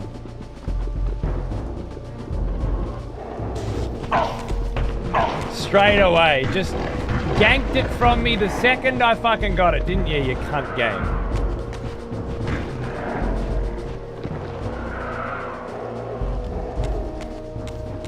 The fucking look on Mobius' face and Raz, yeah. Just zapped out. I went back to the Blood Omen playthrough earlier and that one hits the spot in all the right ways. My one? If so, thank you and fuck yeah. I loved it, man. That was perfect introduction to this series for me. Everything I love about a good vampire story and more. This being such a callback to it.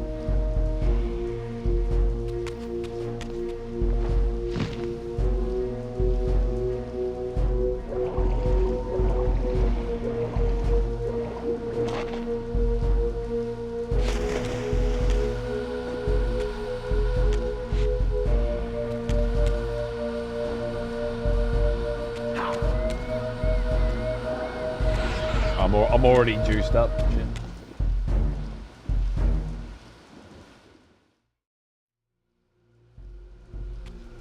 I thought I fucking hit a foot pedal. Alright. Outside the stronghold. Shiggles! Doing great, mate. Thank you very much. I hope you're doing well too. Cheers, brother. Thanks for keeping that fucking sub up. Thanks to cunts like you, my family's fine, mate. And so am I. Cheers, mate. Patreon cancelled my show, did they? Because I was too late to it?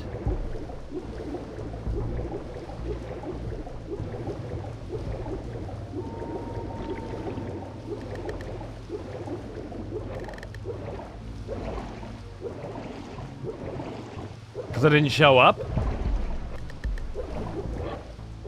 Well, I'm so fucking sorry that I'm playing a fucking video game that made me fucking go for an hour without a save because it's a cunt. For no other reason than because it's a cunt. It's the third game in the series. The other two, save whenever you want. This one, go fuck yourself.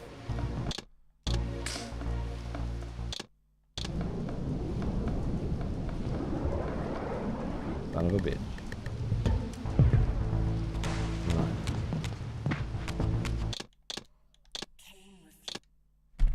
Done. Another glorious day of Soul Reavering. I'll be back on Monday with more Soul Reaver. Can't fucking wait. This was delicious. We're in a new time zone now, like a new time period now, and we've got a whole new adventure ahead of us. And I can't wait to see where she goes. Thank you for tuning in for more of these lovely Monday, Friday retro sessions. I hope you're enjoying them. Didn't see that twist coming, right? I'm gonna jump onto my painting show late and probably go for it just for an hour or something, just so I keep the consistency up. And then I'm gonna want to go out and get some sun, I think, but at least a little bit. So if you guys are keen on a little fucking mini painting hangs, come on over to Patreon. Otherwise, I'll see you maybe on the weekend for some games. If not, Monday for more of this. If that's your jam. Now let me have a look at what Patreon are fucking telling me. I'm gonna look at what they're telling me. Is it a draft? Nope, it's not a draft. Notification? Is there a notification perhaps? You failed to rock up on time? No. There's nothing. There is nothing to suggest that I even have a show ready to go. It's just not there. Oh, shit. Alright, so I guess I just make a new one. and head on over. In the meantime, I'll chuck you guys over to the fucking XPTV channel if you want to hang out and watch a little fucking little Dark Souls 3, I think is what's going on over there. Whatever. You know the drill. See streaming on Patreon sometimes when you're not on here and I'm missing it. I'll definitely sub to Patreon. Just doing some painting at the moment. We did a writing stream, just a painting stream. Just doing the art stuff over there for now, just to see if there's a way to build an audience there, and sort of encourage more of you guys to come over and check it out. I don't know how else you're supposed to build shit up in today's day and age without an Instagram or a TikTok or any of the other shit that I'm just not willing to have. I've got to come up with my own ideas. Yeah? We'll see what happens. Anyway, thanks for hanging out for the retro stuff, and I'll see you when I see you. Cheers, cunts.